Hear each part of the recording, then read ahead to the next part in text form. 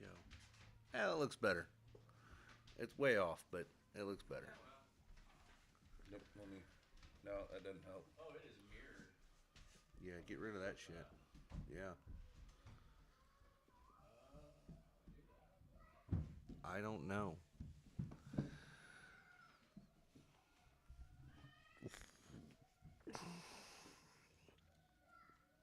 There we go. Okay, now that's better. Yeah, you can actually read this now. Very nice. So we're good? We're rolling? Oh. Oh, well, shit. Look at that. Live on what? Everything. Oh, very good. Very good. Welcome. Welcome to Tunes and Throttles. This is kind of our anniversary, I guess. Yeah, I think So it was. it's a little over, but It was frozen last time we came. Woo! It Yeah. was frozen last time we came though. It was well, this was in January last time. was it? I'm pretty sure. But I know it was frozen because when we were walking up, there was a lot of ice. Oh, yeah. Oh, yeah. Watch the ice out front. yeah. After you figure out how to get here, Right. it's a little bit easier to find, I think. Yeah. Yeah. Switching locations, we've switched. We didn't even get the Wayne's World count in. Yeah, I know. He's failing over there. Oh, the 2 and 1 is silent. Yeah, the 2 and 1 is silent, Farron. So let's try it again. 5, Yeah. 4, 3. Okay. Now we're good to now go. we're live. Now we're live. Okay. If you guys don't know, this is Leighton Ewers. Leighton was our very first guest on the podcast and decided to come back again, which we are very grateful for. Yeah. Thank you for showing up again. Thanks, man. It's nice to have repeats. Yeah, it's been quite a year for me too. A lot of growth, a lot of learning through, playing live and learning what your crowd, we were talked about that earlier before we started this. Not having expectations for what your crowd's going to be. Yeah, we are. You can see like 30 people interested and maybe 2 people are going to go. Yeah. And it's like nobody from the people that were interested that are there, but your crowd's still great. Yeah. Well, then you have the inverse where nobody shows that they're interested in going, and then the house is packed, and you're like, why didn't you guys put it on there? I know you're following. Right. Exactly. Yeah, there's a battle with a lot of venues too. Like if the venue doesn't post that you're coming at the same time that you're posting, it's all a lot in there. Of getting your crowd there and let them know you're there. Let them know what you play. That was the other thing. Getting my videos out there and trying to go live. Man, that's one thing I'm really bad at. You guys have gotten really good about. Well, you were doing a lot of live.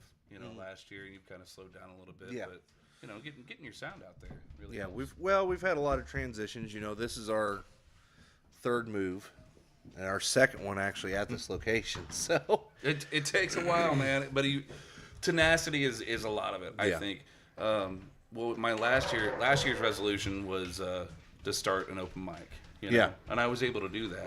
I started it in February of last year, so I just had my 1-year anniversary of doing it. But the location changed 3 times. yeah. Well, it's like we were talking earlier. It's hard to get venues interested in doing what you want to do, and 2, it's harder as well because that venue may change over time. Right. Where one of the venues we used was, for a while they were huge for music. They were every single weekend, every Sunday. They had bands there all the time. And they have a band every once in a great while. And we were trying to start, which we've talked about with you is, we've tried to start where anybody we have on the show that's in person, we want to have a show for them set up somewhere. Right. But it's hard finding a venue that can do that. Yeah. Because some artists charge more than others. And depending on the venue, they may not want to do that. Right. There's that too. That's another thing that I've learned is the business part of music and really getting into, I guess, just dealing, with whatever you get. Like there's some places that they don't pay any more than you're just going to get paid tips. And I found, and not to be full of myself, but over the last year, I've gotten to where I started booking these shows, and I won't cancel the show. Once I book it, it is what it is. Absolutely. Even if something came up for $5,000 and I dealt this for $300, this is what I'm going to play. Yeah. Because I mean, that's just it's part of business. You say you're going to be somewhere, you be somewhere. But then there's those places, that I played. I'm not going to name names, but they only pay in tips. Tips and beer. Okay, well that only goes so far. I mean, like You don't want to name appreciate places. it. Why not? Because like you want to do it for the love. Yeah, But you also have absolutely. to justify. I have 2 teenage daughters at home, and you have to justify leaving that because man, my years with them is Yeah. very limited. And like they'll always be in my life, but they won't always need me the way they need me now. Yeah.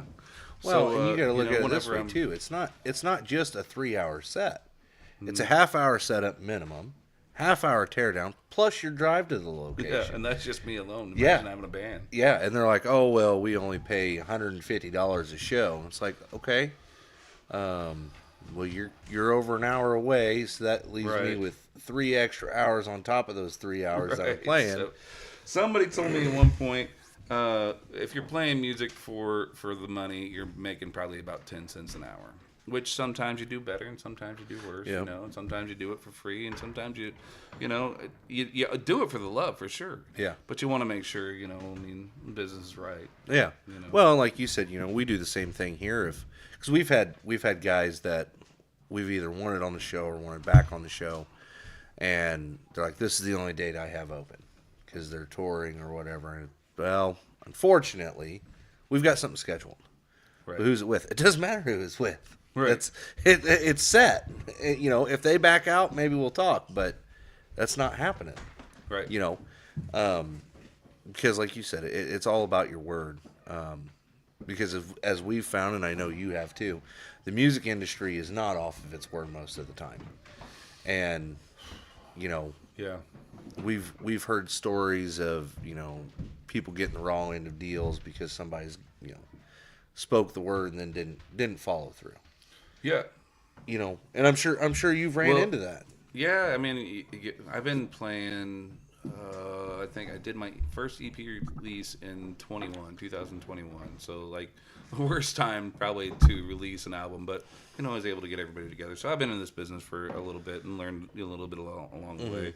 But like one of the things, and this came from my barber. I remember this Barber Bruce.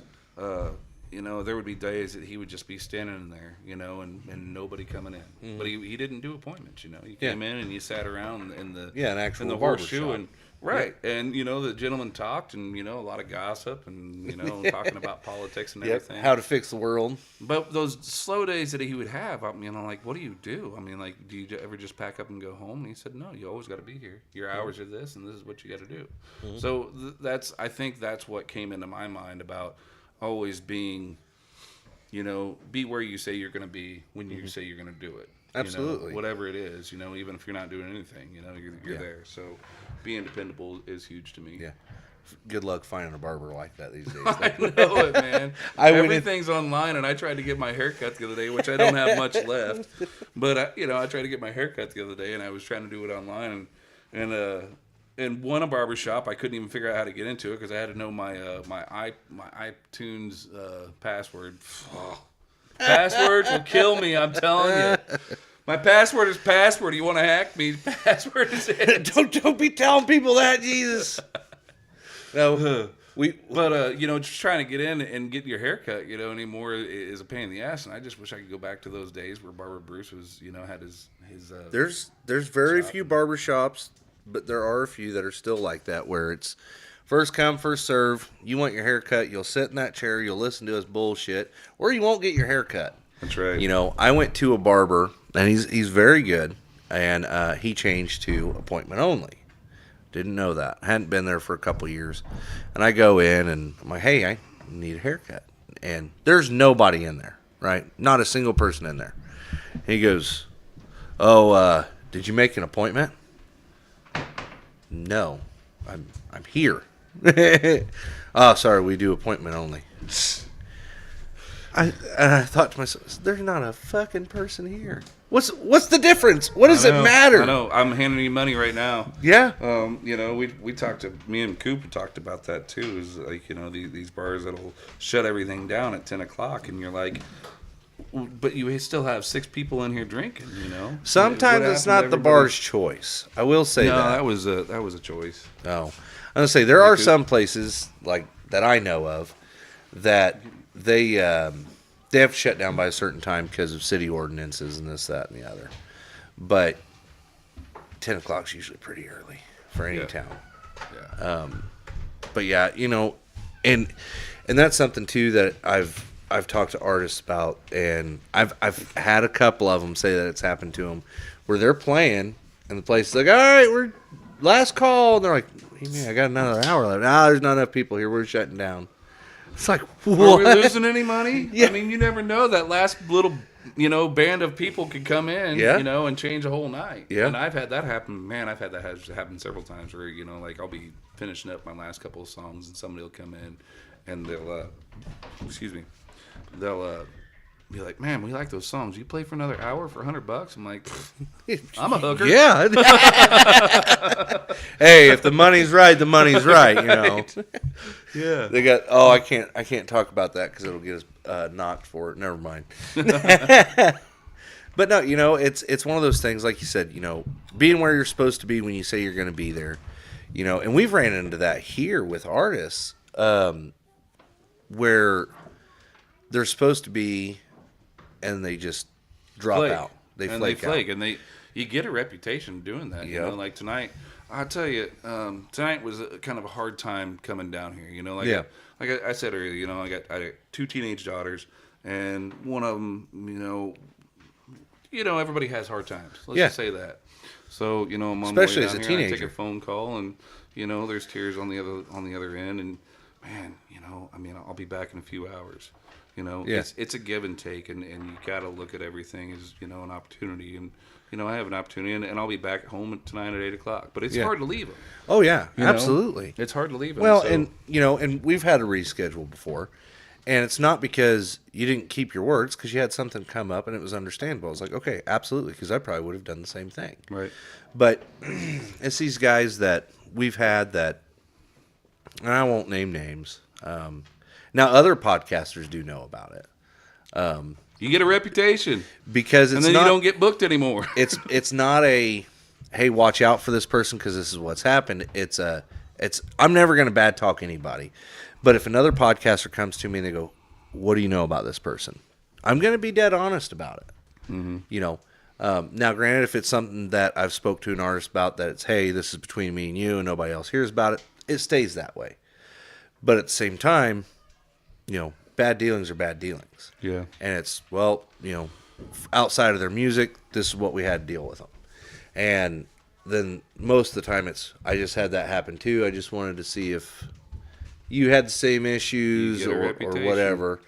And it sucks because some of these artists, some of them they're young, and they don't understand that part of it yet. And some of it's been, they thought they had a better opportunity and it slapped them because they went for it. Right. And not that we have enough power to do anything to It is anybody, okay. and we wouldn't. Okay, so here's my whole argument on that. It is okay to put something off if you said you're going to do something else.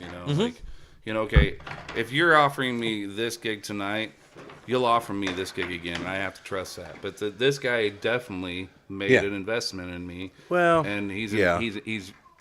depending on me to show up. Because if I don't show up, people come in and be like, "Oh, I thought Lee and you were supposed to play here tonight." Well, and we've had it where we've had artists go, "Hey, I would love to do this," and with plenty of advance, but I just got offered a gig in Nashville or something, something that's somewhat big for them. Yeah, and we I go, can see that. absolutely go for it. Just Right. do what you need to do. We've Well, also your had, guys' support's amazing. yeah, and we've also had artists go, I double booked on accident. I used the wrong calendar or whatever, and it's like, all right, we're gonna let it go. Yeah. But there's only so many times that we let shit go.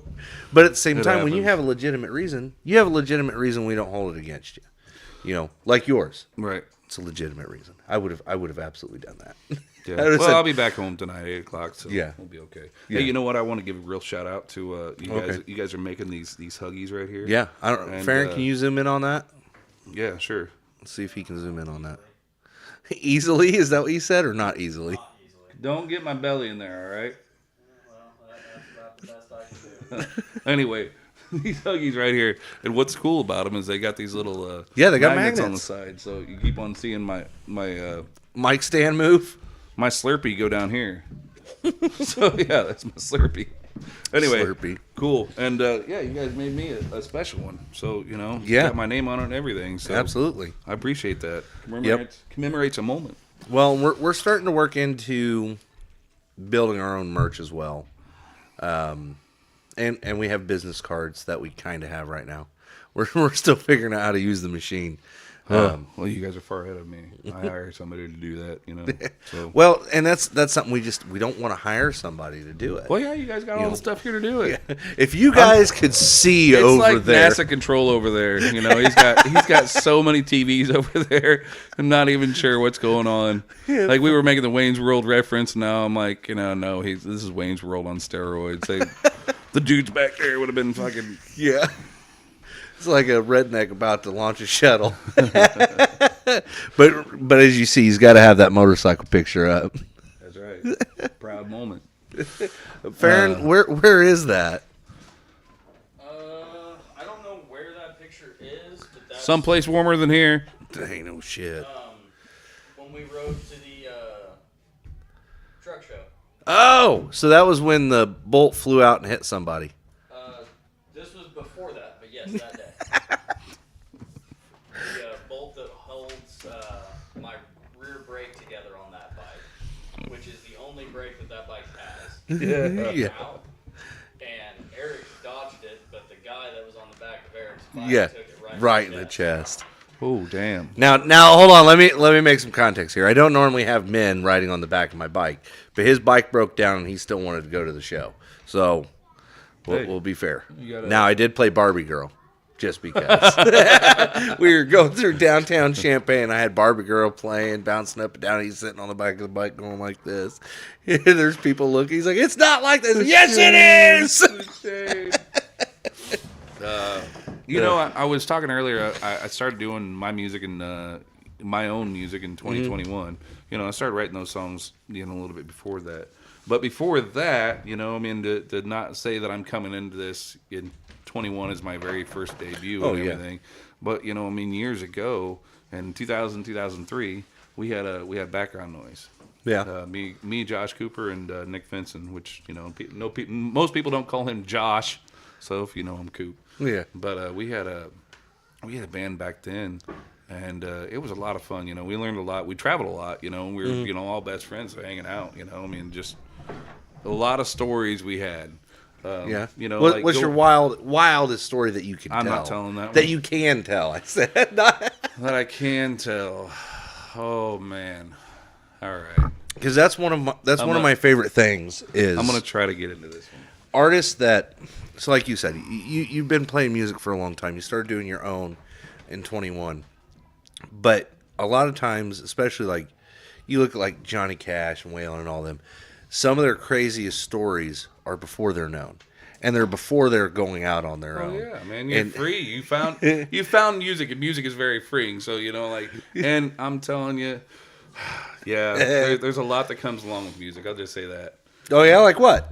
Let's just get on with your story. What were you saying? No, we're listening to your There's a lot story. of- Well, let's just say this. In 2003, we released a CD called Bar Music, and on that CD was a song that Coop wrote about me called One Night Stand.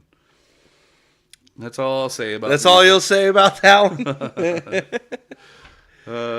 I've grown a lot since then, but that's just that's one song on that I'm just that's Life's all I'll different. say about Life's music. different, Do yeah. I need to say anything else? No. more than No. That song No. title. No, I will say one of my favorite memories of you, and we were talking about this earlier outside. We've known each other for almost 10 years, believe it or not. Has It's it been? getting there. Oh yeah, it's been Wow. at least 7. Yeah, I'd say So- about that. Yeah. Yeah, so it's getting close to those. Yeah, 10 because years. that was when I first started playing down here at the publisher. Mm-hmm. Yeah. And I'm not going to tell you the way I count those years, but by the way I count, it's definitely got to be about 7 years ago. But anyway, so not only I think it was your second or third time playing there. one, we're all. I don't remember if we were out back or inside. I don't remember that portion of it because we had a few that night. Just a few. Why wouldn't we? We were having a good But- time. We always have a good conversation. But you had me come up to sing something with you. I'm like, dude, I karaoke. I don't know words without having them. You're like, they're right here. Right. We did Neon Moon. Oh, that's right. I And- do remember that now. And then at the end of the night, bar closed down. And for some reason, we were still there. We ended up out on the porch drinking and playing music and bullshitting. And I don't remember what time God, you I guys know it was finally late. left. It was late. It had to be probably 2 or 3 o'clock in the morning. Yeah. But that was around the time. Man, I'm trying to remember what it was. You were working with an idea of a song, and you were sitting there playing it on the front porch. I think I know what song you're talking about. It was just brought up to my attention the other day. I recorded this song one time, and it's on the CD. It's a collaboration album with David Woolridge and Jack Daniels, Okay. both guys you've had Yep. on the show. But yeah, I wrote this song, and I'll do my best to play it. It was actually a love song, kind of. Yeah. You write songs in the moment that well, I do anyway. When it comes to writing, sorry, drop my pick over here. Which I'm gonna have to use the bathroom here pretty quick. Reminding me of bending over. But this song, I was feeling something. I swear, I expose my soul and probably tell all my truths whenever I play music. But I can't write something without actually living it or feeling it. It comes from an old friend of mine that says, "Write about what you know." So I think this is. I'm gonna do my best.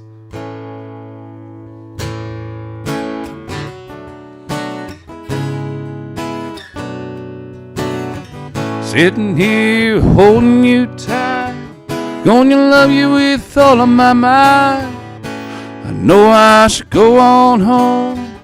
Right here is where I belong. I've been struggling with life without you here. Suddenly everything has come so clear. Running in a haze, confused and scared, but your love leaves me with nothing to fear. Said your love leaves me with nothing to fear.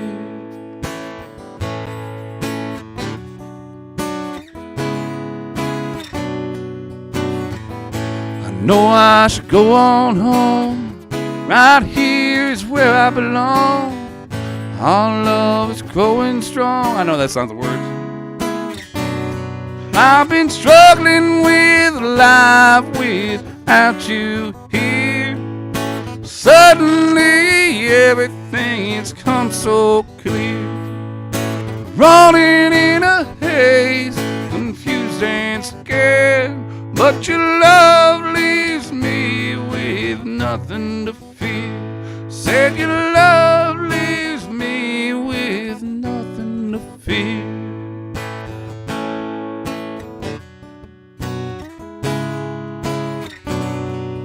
I think that was called Nothing to Fear.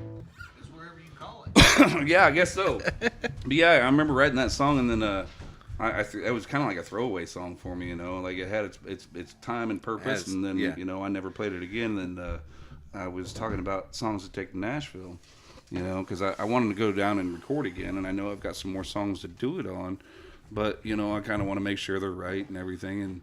And my friends like Heather, she's like, that song that you did, and she had to look it up. Like it was on my old Facebook page. And I'm like, all right, I can work with that a little bit. Obviously, I haven't because I couldn't remember the second verse, but that's okay. That's Right. so. That brings me to my next thought on that is, there are some artists, especially some of the big ones, that they have mountains of songs that are half written. oh yeah, Or that they've written fully, and then years later they go back to them and they go, I don't like that verse anyway. I'm going to take it out and do something different. oh dude, okay, yeah, we're gonna do another song here. Go ahead. No, dude, But, go for it. What, talking about the things that I've learned. And Long Road is probably one of my first songs that I got yeah. to exercise my voice, and I wrote that one, just listen to other guys and, the people that really inspire you and finding your voice. I don't remember. I think I was really listening to a lot of Travis Tritt when I wrote that song. Okay, yeah. So I can definitely see that. Right. So when I sing that song as opposed to how it's recorded, which that's one song that I want to redo. If anybody's a big fan, I'm sorry, but I'm just not happy with how I recorded it. Hey, I know a place. Yeah? Yeah. Well, I'm not quite there yet. Okay. I decided to go, instead of recording this spring, I decided to go with, I'm going to go to Key West in a couple weeks.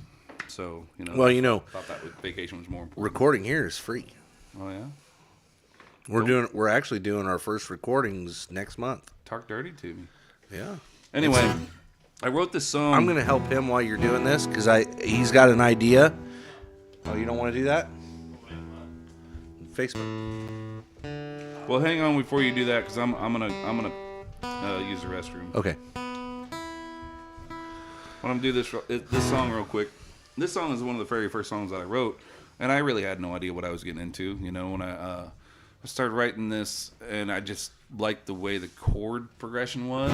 Okay. And then I realized, just write something about what you think, What you think, I didn't know anything about it. I didn't know anything about going into, and I still don't. Every time that I go do a gig, or every time I do something live or put out a video or whatever, I learn something new on it. But this song, what about how I thought the long road would be, Yeah. to success, and whatever success is to you is what it is to you. It doesn't have to be like I'm signing a major record deal or anything. Whatever that song, whatever that destination is, it's a long road to get there, and you just got to buckle down and stay tenacious, Yeah, and absolutely. go after your dreams.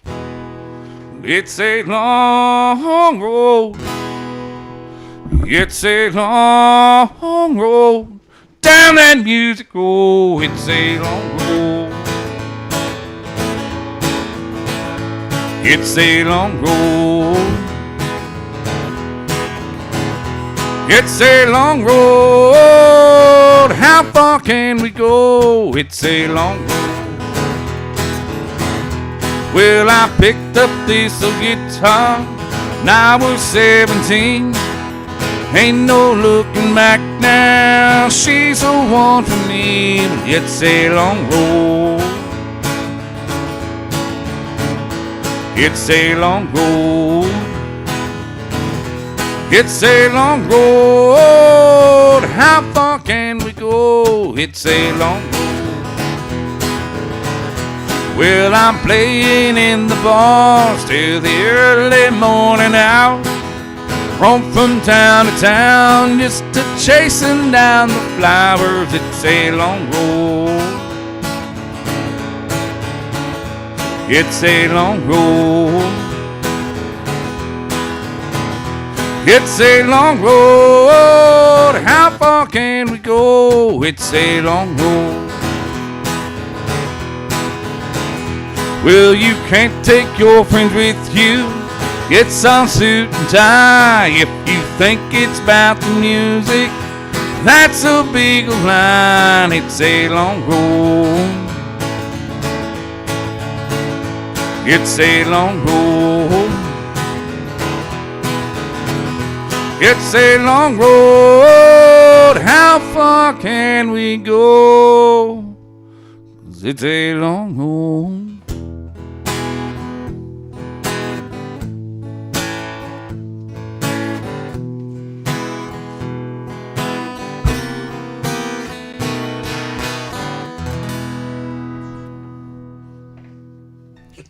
Shake it out of it. Shake it out of it.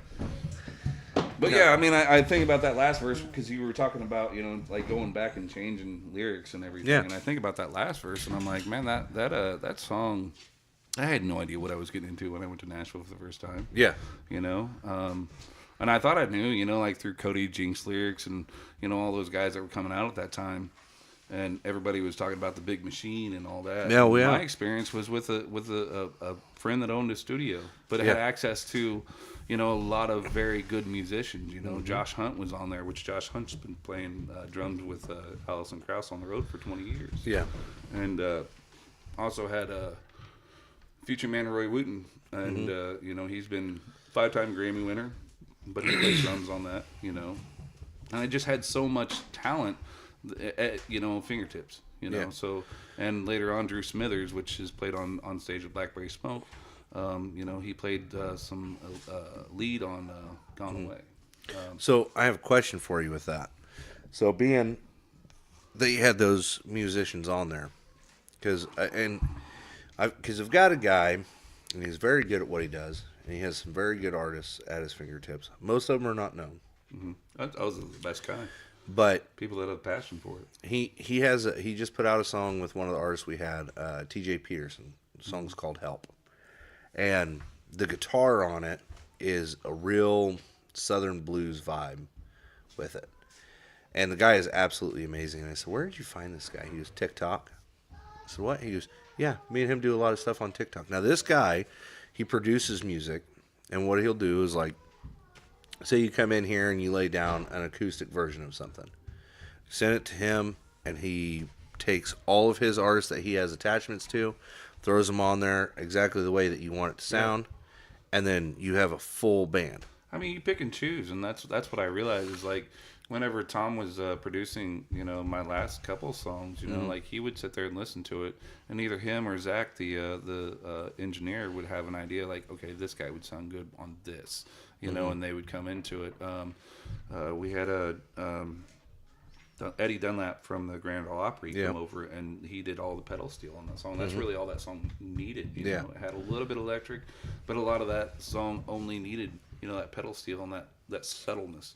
So those good producers, those good sound engineers, I'm like, they listen and they know what they're looking for, and that's what I found that I'm looking for in a studio. When I hear, like, what they've done, what they've produced, and, you know, all that, you're hearing, like, what the studio can do with it too, because really all I bring to a recording is my acoustic version. Yeah. Somewhat of an idea of, like, man, this would sound good if me and Coop have been messing with something, you know, and man, that would sound good right there. And you know, so it's good to have a good producer, good sound engineer, and access to good players. And you know, like, it doesn't have to be Nashville to do that. Yeah. And that's what's amazing. And this is another thing that I've learned about doing the open mics. After this, I got to go to the bathroom. Yeah. But about doing the open mics is, like, I've met so many guys from doing that once a month open mic that have so much talent in so many areas, and sometimes it's not even their specialty. You could string area. Something together, right? Like, there's a guy that he plays guitar better than he plays drums, and drums has been his thing his whole life. Yeah. But he plays guitars and sings better than, you know. So sometimes you just find your niche a little bit later, but you find it at these open mics. I mean, I've got one coming up on Tuesday at Rookies. I'm going to give that a shout out real quick. Rookies in Ivesdale. Okay. We do it 6 to 9. It's on a Tuesday night, kind of an odd night. But I mean, every single week, it's like we have somebody new show up, or I'll show up to set up and be like, man, nobody's going to come tonight. You know, I'll come karaoke for you. I'll run everybody out. Hell, you could have a whole band behind you and singing Neon Moon if you wanted to. Oh shit! You know, I mean, that would be a good time. Make everybody run. But what I'm getting to, and let me close with this, and then take care of my bladder. What I'm getting to is, you don't have to go to Nashville. You have so many good artists around here, and you know, it may take some time, but with the technology that we have to record things anymore, and the reach that you have now, right? You know, so you can do that with anybody around you, and just because you're not a recording artist right now, and I got to say this to everybody out there, you know, or you're a teenage kid in your bedroom with your guitar, you know, you're listening to music all the time, and I know a lot of teenage, not a lot, but I know a few teenage, you know, kids out there that are doing this. You have it. All you got to do is want to do it and reach out and find other musicians, and you know, that's how you find your niche. Yeah, but, absolutely. Can we take a break real quick? Yep. Leighton's gonna run. He'll be right back. I will man the station. Actually, you know what? Coop, you want to hop on here? God. Oh, come on, come up here. I got some questions for you. He's a huffing and a puffing. He don't want to do it, but he showed up. Come on, buddy. I'm just supposed to be entourage, man. I carry shit and just sit silent. Well, you got to help us carry the show now. I don't know if I got a back big enough, man. So, I don't want you to talk bad about Leighton, obviously, and I don't think you ever Oh, would. you don't? Shit. But he mentioned that you guys played together for years. Yeah. We kind of learned guitar together at the same time. That was the first instrument that I learned. Okay. And kind of fell ass backwards into the first band. It was called Background Noise. And I remember when we named it, we would mostly just kind of be those losers that played guitar at a party like a jerk. Yeah. You know, that everybody's like wants to fucking smash against the wall. And after a while, it just sort of became a thing. Like there'd be a party going on and we'd be playing and nobody's really paying attention. And I just kind of looked at him. I'm like, hey man, we're Background Noise. And he's like, there you go. Yeah, I know. And I'm like, no, dude, that's our band name. We're Background Noise. And he's It's a just great like, name, that's though. fucking perfect, man. It I'm like, is. it just happened that way. Like, I like it when they fall in your lap like that. You don't have Yeah, to put yeah. too much thought into Yeah, oh, it. yeah. The last band I tried to be in went 3.5 years, and it took us 2.5 of those years to agree on a goddamn name. So like every time, the handful of times we played, every time it was under a different name, so nobody knew who the hell you were. Even if they liked you, they didn't know. They didn't it was know how to you, find so you. they're like, Yeah. oh, that's you now? I'm like, yeah, sadly. We got too many complaints from one of us about this one. So now we're the changed pink it. unicorns. Right. We're thinking blue waffle next, but who knows? I've had a band name I've wanted to use for years, and nobody will get on board with it. And I'm not going to say it. Don't 'cause say it, yeah, I was some gonna asshole will steal it. Oh, trust me, 'Cause it's a good one. look, we've had some great ideas for podcasts, music industry, whatever. We've told them on the air or told them to other people in the same area, and then lo and behold, somebody else is fucking doing it now. Mm-hmm. Oh yeah. So, which one of them, which we talked about with David Woolridge on here, I think we're still going to go for it because I don't think anybody can do it the way we're going to do it. Is we're wanting to put a competition style together, and we want to get Battle of the Bands kind of thing. almost, kind of like what Leighton was just doing. Oh Which we'll talk about that later. yeah, Lee used open mic as a gateway drug for me, and I'm You getting back into I'm it half pissed about it. because you want to get back into it. No, like I took like a 10 to 12 year hiatus. Yeah. I've got a teenage daughter, and Yeah.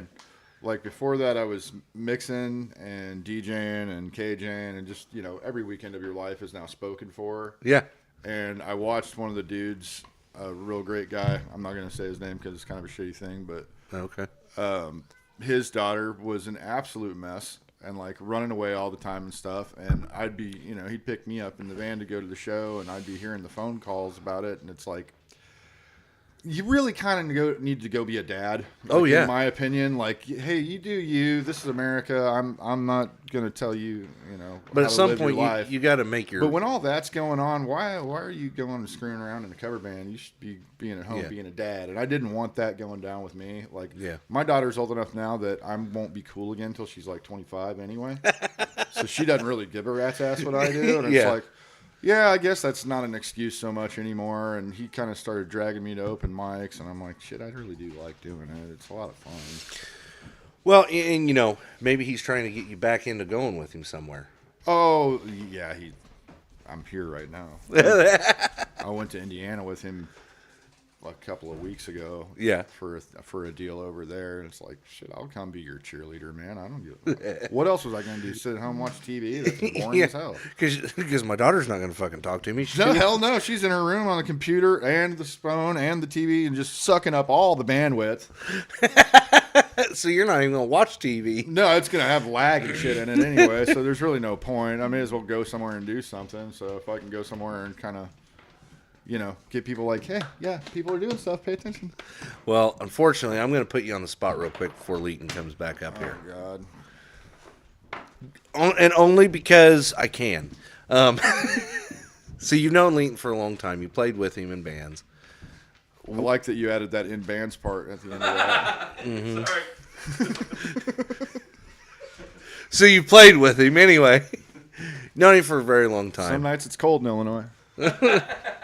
Seeing his growth as an artist, one from sharing a stage with him to just being there watching him. Yeah. What's that like? Oh, dude. Of anyone that I've ever watched like from when they started to where they are now, I would say he has had the most improvement as a musician, and definitely the most like, how do I put this? Careful. No, like don't be too nice. He's the one that's had like the most reality dawn on him of what's really going on and what you have to do and what it takes. And I blow him shit and tell him that tenacity's taken him a lot further than talent ever did. And I half mean it because I love him to death. He's my best friend in the world. Like when we started out, he has a thing called the Phantom Fifth Beat. And if you've ever played with Lee and you're in a band, it's that moment when everybody in the band looks at each other and goes, "Did I fuck that up? Did I fuck that? Is that me? No. Oh, it's him. It's him. Okay. We all counted to 4. Lee counted to 5. And for a long time I was like, God damn. And he played bass in our first band, and he never knew it, but he could hear his bass loud and clear in the monitors, but you could not hear it out front because it was not in time with what the two guitars were doing. But he'd just be bouncing around on stage with the fan blowing on just him while Nick and I were sweating our asses off, just happy-go-lucky. And I'm like, he's worth more to us as being Lee than he is a bass player. Like, he's gotten really great at guitar, but he still sucks at the bass, so it's a good thing he switched. Good thing. See, and that's a story we don't get if Leighton didn't have to go to the bathroom. No, you got to drag me out here, and I got to pee too, so somebody's going to have to point me in the right direction. It was occupied, but yeah, I've enjoyed playing my years. Actually, I'll probably ask. I'll ask to do a song with him a little bit later. Yeah, absolutely. All right, you go to the bathroom? Yeah. Okay. That'd be interesting. Did you get to go? I did. Okay. Where is it? Upstairs, through the kitchen, through the dining room, first door on the left. There was a kid in there when I went in there. I'll throw him out the window. I throw him out the I had to window. apologize. I'm sorry. No, that's I'll okay. get on her. But you know what? We had to put him on the spot there. Yeah. That way he had to say something nice about you. I don't think he did though. Oh, he did. That's a true and then friend. and then he brought it back around and insulted you. Well, that's what brothers do. Yeah, Can't absolutely. let you ride too high for too long. Well, and that's something that we haven't actually had on the show is not only do we get to talk to you about your career, but we got to talk to somebody about your career from the start That's been because through it all. he's been through it all with you, and It's helped me tidy up some songs too. I mean, you read it. It's funny how everybody will hear a song and be like, "Man, they just wrote that." Well, it's not how a song's done. A No. song is sculpted. My song "Gone Away." Let's talk about that one for a second. absolutely. I wrote that song, and I used to say I won't ever repeat this story because it kind of takes away from what the song says. I was playing with a guy named Joe Wood. He now plays in Florida. Very talented musician, writer, everything. So glad I met him when I did. But I wrote that song. We were doing band practice, and he was right. He was kind of mumbling the lyrics to it while the whole band's playing. And I set my phone down and I recorded it. I'm like, okay, all right, I got that. All right. So then I take that song home, and I'm sitting there. I had a bar in my garage at the time. And I'm sitting there and I'm listening to the song and I'm like, okay, this is what he's saying, "Gone Away." And he was saying some of the words, but a lot of it was just mumbling. Mumble. Yeah. So then I took the song and I did what I did with it. And even from the time that it was recorded to what it is now, I feel they're not totally different, but a song morphs. Yeah. It turns it to its own. It finds its own. And I've had several people, and the reason why I say I wasn't going to tell that story, because I've had several people come to me and say, that song got me through a divorce, that song got me through a breakup, or, whatever it was, it helped me say goodbye. Man, isn't that great about songs, Yeah. They help you do all those things. But when I did this song, it didn't sound like it does now, and it doesn't mean what it does now, because I feel like I've lived this song a few times now. Yeah, absolutely. Through relationships and everything. So this is called "Gone Away." All right, we got a tune. I'm gonna say when you start, I'm gonna back out of camera view. Guys, we are working with a newer setup again. and we're working through it. You can ask Leighton when he showed up what we were doing. Oh, just figuring out things and Oh yeah. putting a backdrop on, and I mean, it's all work in progress, isn't it? Just like this song. Yeah, this look. Before we put this up, which it's not up very much, so I better not touch it. It was just a white wall, and it looked like those videos from overseas that were really bad. So we had to put a backdrop. Hey, if you're watching and you want to send some gifts, these guys could use it. These guys get us out there, and he's so humble about everything too. I'll say this about he's humble about wanting to be recognized. I was playing at his dad's bar, and Oh yeah, you're a jerk for that. and so like I wanted to call him up and let people know this is where you find out about the artists you like and the stories they have to tell behind the songs they've written. And he was so bashful. Nope, don't want to be recognized. Well, helping you helps us. That's That the is point of true. that. So anyway, this has gone away.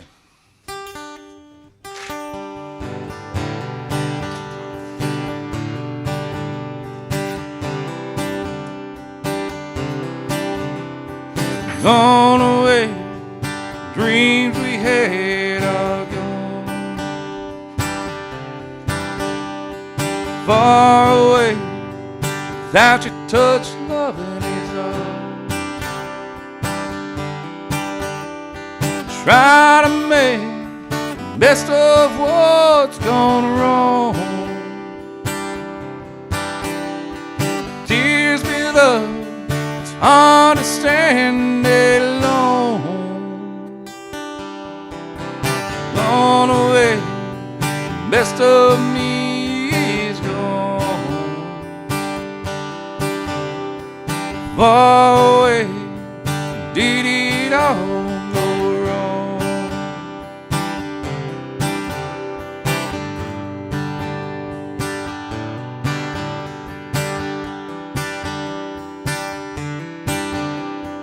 Trying to make some sense of it all in the end. What we felt so long, was it all pretend? Was it really love, or am I just a mute? Feeling all alone, and I'm so confused. Gone away, the best of me is gone. Far away, did it all go wrong?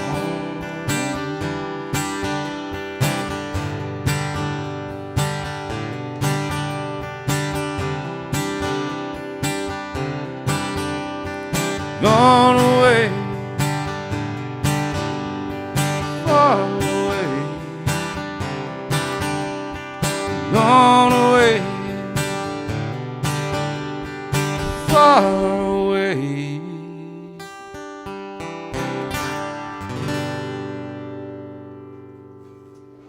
That's my song.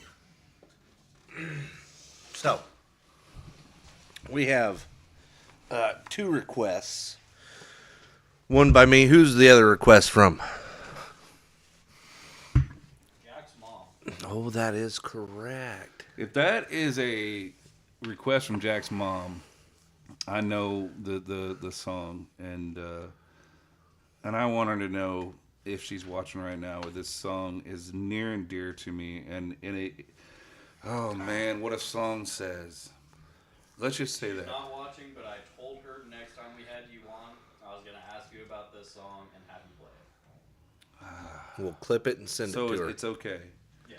Because I hate to put anything out there because this is Jack Connor's Yep. song, and I want to respect Jack, but ultimately, this is about his mom, and it's funny because this song really brings into perspective two different points of view, or three actually. From the songwriter's point of view, maybe. And what she saw of it, what she lived of it, and what I lived of it. My dad wasn't really ever there. He left us when he was 4. When I was 4, and you know, he was in and out of my life, and you know, really tried to make a relationship with him. Just you know, just didn't ever work. But I always wish that my dad would have felt this song the way the man that wrote it really kind of. I need to shut that off. That's okay. You're not the first. You won't be the last. So I'm gonna try not to muff up the words here because there's sometimes I get confused when I'm playing it. But this is just how I wish my dad would have looked back and seen, you know, like all of his life and missing out on the kids. Because you know, like as a father myself, I can't imagine missing as much of their life as he's missed of mine. Let you alone know, of your came kid's in when he life. wanted Yeah. and left when he wanted, and you know that's just how he was. And you know, I don't think he was ever meant to be a dad. But you know, as a boy growing up, you need your dad. And Yeah. so this song really it means a lot to me. And Jack, I hope I'm gonna do and beg for forgiveness if it's not okay to play the song. This is called Invisible Dad.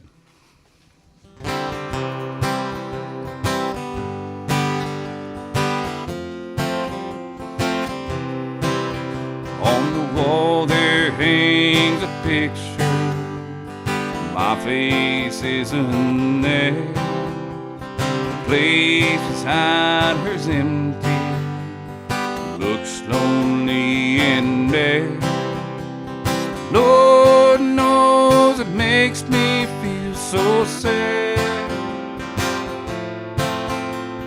Hanging on the wall is everything I had. This is a story, the invisible dad.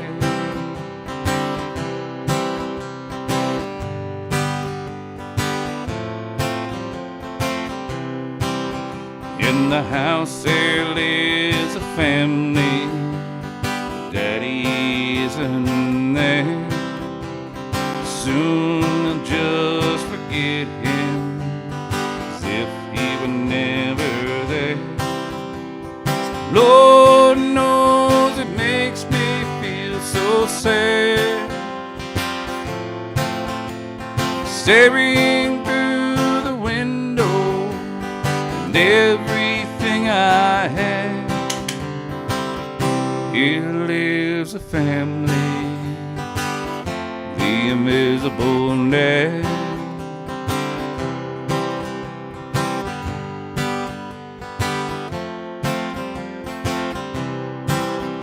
In the graveyard there's a headstone. My name isn't there. No one brings me flowers. Seems like no one cares. Lord knows it makes me feel so sad. Writing on the stone, yeah, short and sweet like the love we'd known. Here lies the body, the invisible dad. So ends the story, the invisible dad.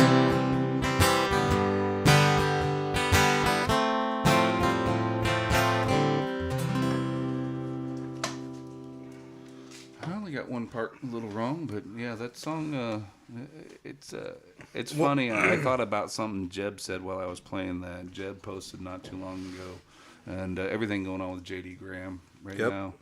I don't know if it had to do with that, but he said it at the time, you know, all this stuff. And J.D. Graham, I hope you're doing well. I know you're not really worried about music, but I know you had a bad accident.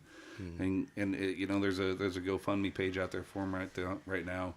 Music is not a good industry to get sick or get hurt in. Have to have time off. Right. Yeah, absolutely. So, I mean, even though you may see a bunch of money up there, you understand, you know, like this is what he's providing for his family. So, you know, our hearts and hats, you know, go off J.D. Graham. Anyway, something Jeb posted about that time, he said there's two times a man dies. One when he takes his last breath, and the other when somebody mentions his name for the last time. Yeah. You know, and I'm like, wow, how deep is that? You know? Yeah. Absolutely. And, you know, as you realize, you know, like that man in the story, you know, died and nobody brought him flowers anymore. Man, this is kind of deep. Sorry, No, that song is really deep to me. That's the thing about music. And Farron, you gotta back the camera out, buddy. You know, and we've said this a million times, and I will say this every time it's brought up, is, you know, a doctor is for your physical health. Music is for your soul. 100%. Yeah. And, you know, I've got some stuff going on in my life that song touches quite a bit. And, you know, and I'm sitting over there thinking about that coming up here, trying not to cry and, you know, blubber and bullshit. And it's one of those things that I'll put it in perspective this way. There's two songs that most people mistake what they're about. 100% mistake what it's about. Don't Close Your Eyes by Keith Whitley. Most people think that's a great love song. I know you loved him. But the song's about stop thinking about screwing your ex while we're doing it. But most people are like, that's such a great love song. Because it has that, you know, it has the only melody. Listens to the chorus and you don't listen to the whole song. And the melody itself isn't super melancholy. It's just a little, you know, little slowed down, a little emotional. But at the same time, you know, you got the song Cover Me Up. You know. Hey, Farron, are you super busy over there? Yeah, cinches. That? Yeah, me too. I didn't mean to do that. But, you know, the song Cover Me Up. Thank you very much. You know, everybody think that's a love song. They're going to sit in bed and they're going to get it on. Right. It's not. It's about a soldier going through PTSD and having a mental crash. And it's not a love song. It's a we're not leaving this room. Really? You know, and that's what the song's actually about. And everybody is mistaken by it because they've never looked up the original what it's actually about. I really had no idea that that was about that. But every song, no matter who sings it or what it's about, you can sing a song about wanting to end it all, right? And to somebody else, that song is about never giving up. Yeah. Because it's not necessarily what the artist takes from it. It's what the person listening to Perspective is so much. You know, and you think of people like, and I don't mean this to come off as me talking trash about them because I love the artist and I think they're absolutely amazing, but Hank Williams Jr., all right, talks about hard working, hard living man. Same with Brooks and Dunn, right?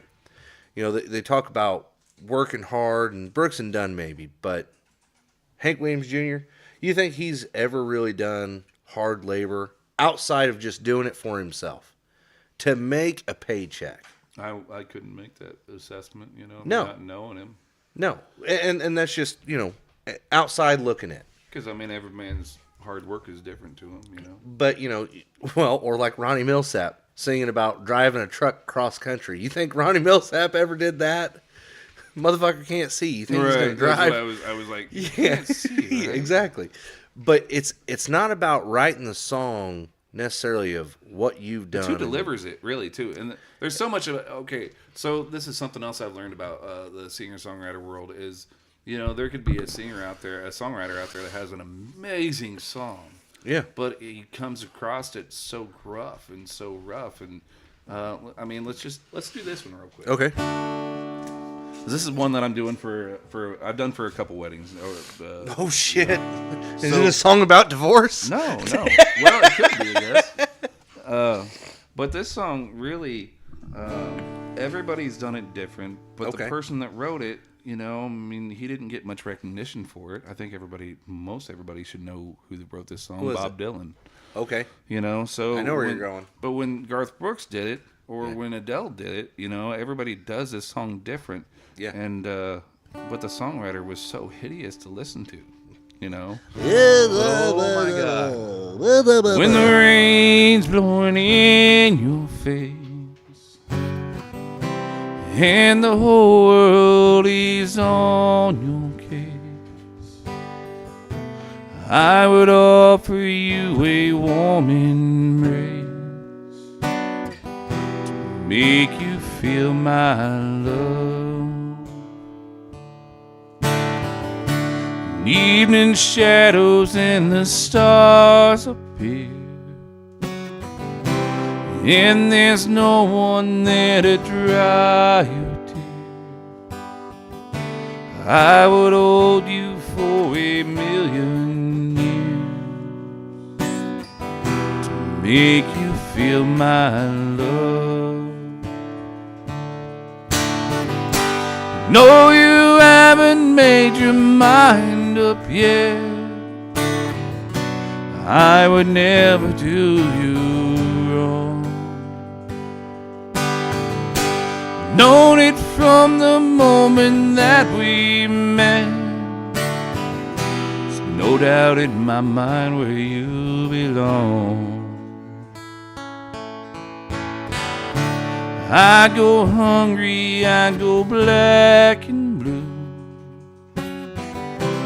I go crawling down the avenue. There ain't nothing that I wouldn't do to make you feel my love. Storms are raging on a rolling sea, down the highway of regret.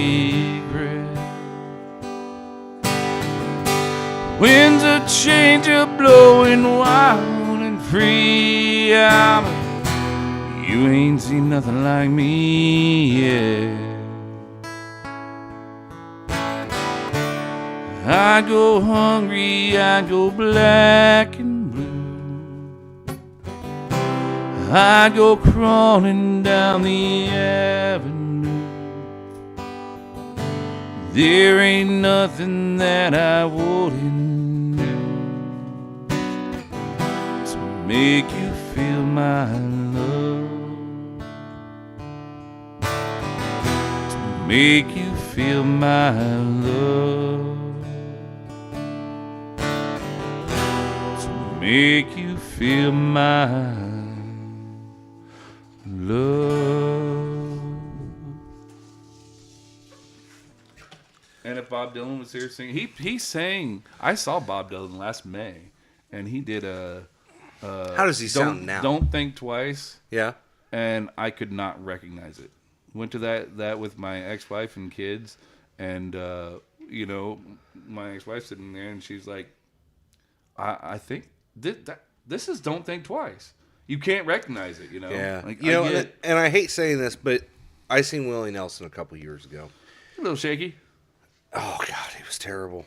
I love Willie Nelson, and the fact that he's not an amazing singer is another one of the reasons I really like his music because it's raw, it's not overproduced, it's him, it's who he is. But when he played, it was like even Blue Eyes Crying in the Rain. He's playing it as fast as he can on the guitar, and it's Blue Eyes Crying in the Rain, and that's how he sang the entire time, unless his son was singing with him. Now, his son sounds just like Lucas. Yes. Yeah. And fucking amazing. But before we get too far, I have a couple questions, but I've got something to say about Garth Brooks first. And nothing bad. Where the body starts. Not that. Jesus Christ. I was trying to avoid that. Fuck. I don't believe it. It's bullshit. I do too. I mean, any conspiracy theory you listen to enough, you're going to start believing. Oh, sure. But one of my things about Garth Brooks, there's two things to his career that throw me way off. Is Friends in Low Places was not originally for him. It wasn't. Okay. I always fuck this up. I always say it's Dwight Yoakam. It wasn't Dwight Yoakam. I think it was Clint Black that was originally supposed to release Friends in Low Places. And you can find it. I've heard it on the radio. They were talking about it, and they played the song. I think it was Clint Black that was originally supposed to release it, and it was actually better than Garth Brooks.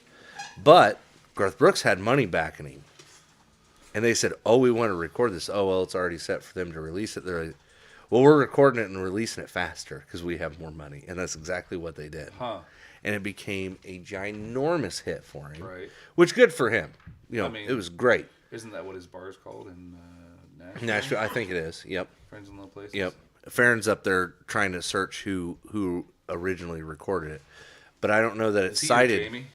Yeah, pretty much. Yeah. Jamie, pull that up. We've done that a few times, but you got a deep dive for it. Usually, it's not, I mean it's hard to fucking find. But I want to say it was Clint Black. And then at the same time, he has another song which I don't believe was his, which doesn't really matter. Like, you know, we've talked about how, you know, the greatest artists write all their own. No, it wasn't George Strait either. George Strait was originally intended to record Friends in Low Places. Not intended to record. Hey, that's first your person Jamie. That's to factual. record it. Whatever That's he said, that's factual. intended to. It was Can you written. pull that up for us? Mark Chestnut did record Mark Chestnut. That's what it was. Earl Dudley and Dwayne Blackwell wrote Well- the song for George Strait. Yes, You know but what you- Mark Chestnut was the one that recorded it initially, and Nope, he recorded it a year after Brooks. oh well, then I don't fucking know what I'm talking about. I mean, So anyway, Mark Chestnut. If it was Mark Chestnut, we which have is very confirmed possible, that I Eric was is thinking full of of. shit. Mark Chestnut version is fucking amazing, Huh. but that's not the story I heard. But you know, I'm kind of special sometimes, so. That's all right. You can believe what you want to believe. But anyway, It was Clint Black. He has. Hey, I never said I was right all the time. You know, but I will say, I'm never wrong. Times that I thought I was wrong, I was only I mean, mistaken. even a broken clock strike twice a day. I was only mistaken. Let's put it that way. That was the only mistake. But he has another song that it's a pain in the ass to find. You can find it on YouTube because most Garth Brooks music you can't find on anything because you Amazon, is it? have to pay to listen to it. Amazon and iTunes. I mean, I'm sure that'll work out for him. I mean, the guy's I mean, a it billionaire, has so- been. It's been working for him He's got because it's the land been to that hide way the forever. Sorry. But anyway, I don't believe it. I don't believe it. He Like, has- just to put that out there. I don't believe it. he has a song about riding fence, and it is a super B-side song. It is hard to fucking find, but it is my favorite song of his ever. And it's I'm gonna fuck the name up. It's Going Crazy Out There or something like that. Oh, yeah. It's That's he what must have gone crazy out there. Why do you ride for your money? There it is. How did it start? Something about got a letter.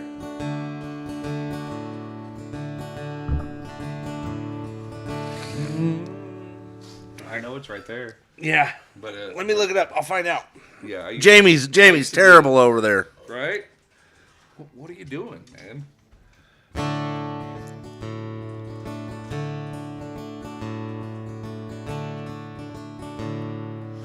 Went up the last of my letter.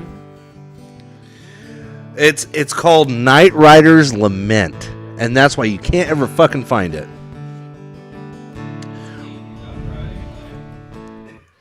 Hey, dude, I'm getting old. Fuck, I was hoping you could. Oh, there we go. When I was out riding.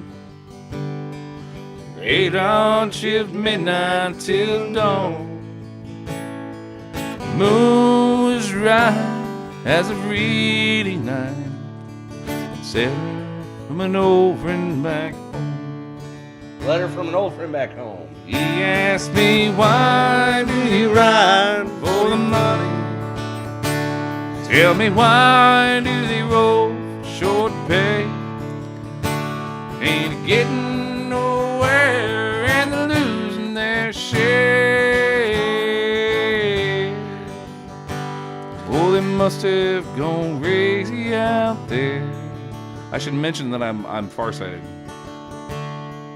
So I read up the last of my letter, tore off the stamp black tin, and Billy rode up to release me. Just looked at my letter and he grinned.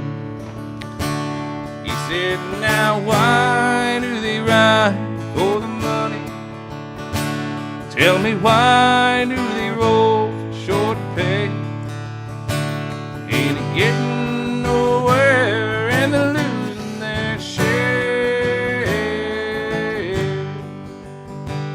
Oh, they must be crazy out there. Some they all must be crazy out I don't know where you're at on there. I can't read. You can't read. I can't. I seriously, like, my eyes are so bad anymore. I can Look. read far. I could drive without glasses, but reading things. God made sure I couldn't read because then he know I'd be unstoppable. Yeah, that's right. But no, that is I think my favorite Garth Brooks song ever.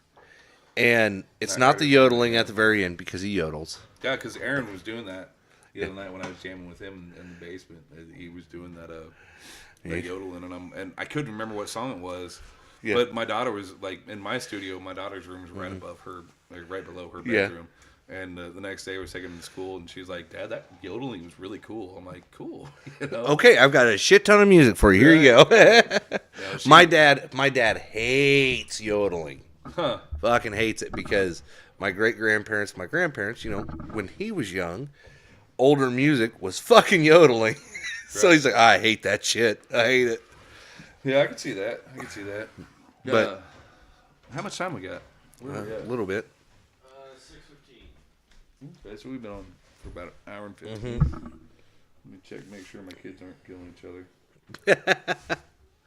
But no, you know, I wanted to bring up go ahead and do what you're doing. No, that's right. The contest you entered. Yeah. You know, and you don't have to, but I'm going to talk about it the way. I don't want to. I want to be very careful because I mean, what I want to recognize about what they're doing. Absolutely, is, 100%. Let's get into that first because there's not a whole lot of. No, there's not. I'll tell you. Last year, my New Year's resolution was to start a open mic. I did that, right? And this year was to, you know, push my music as hard as I can push it and see where it goes. You know, just like the song that I played earlier. You know, Long Road. Let's see how far this goes. You know, so that was my New Year's resolution this year, and then to put the pedal down and just like make your sacrifices. Yeah. Even though they hurt, they're gonna pay off in the end. You know, whatever I got to do, just for this 2026, let's see where my music takes me. Yeah. And so I decided to enter my song "You Gotta Be There" into a few different contests on you know, like a Nashville songwriter and a couple other things. I just put the video on there. There's a video on YouTube if you want to watch it. But I just decided I'm going to go all after it. So I entered into this, and it's in Evansville, and I'm like, oh, man, I don't know. And that's a far ways, too. I signed up for it, and then not really understanding what I was getting myself into, and I'm glad they're so, you know, gracious to let me bow out. But just to get over there and do something different. I've never been competitive with my music, but let's take that avenue. You know, let's just see what happens over there. What goes with it. Yeah. So I went there, and you know, I met so many amazing people.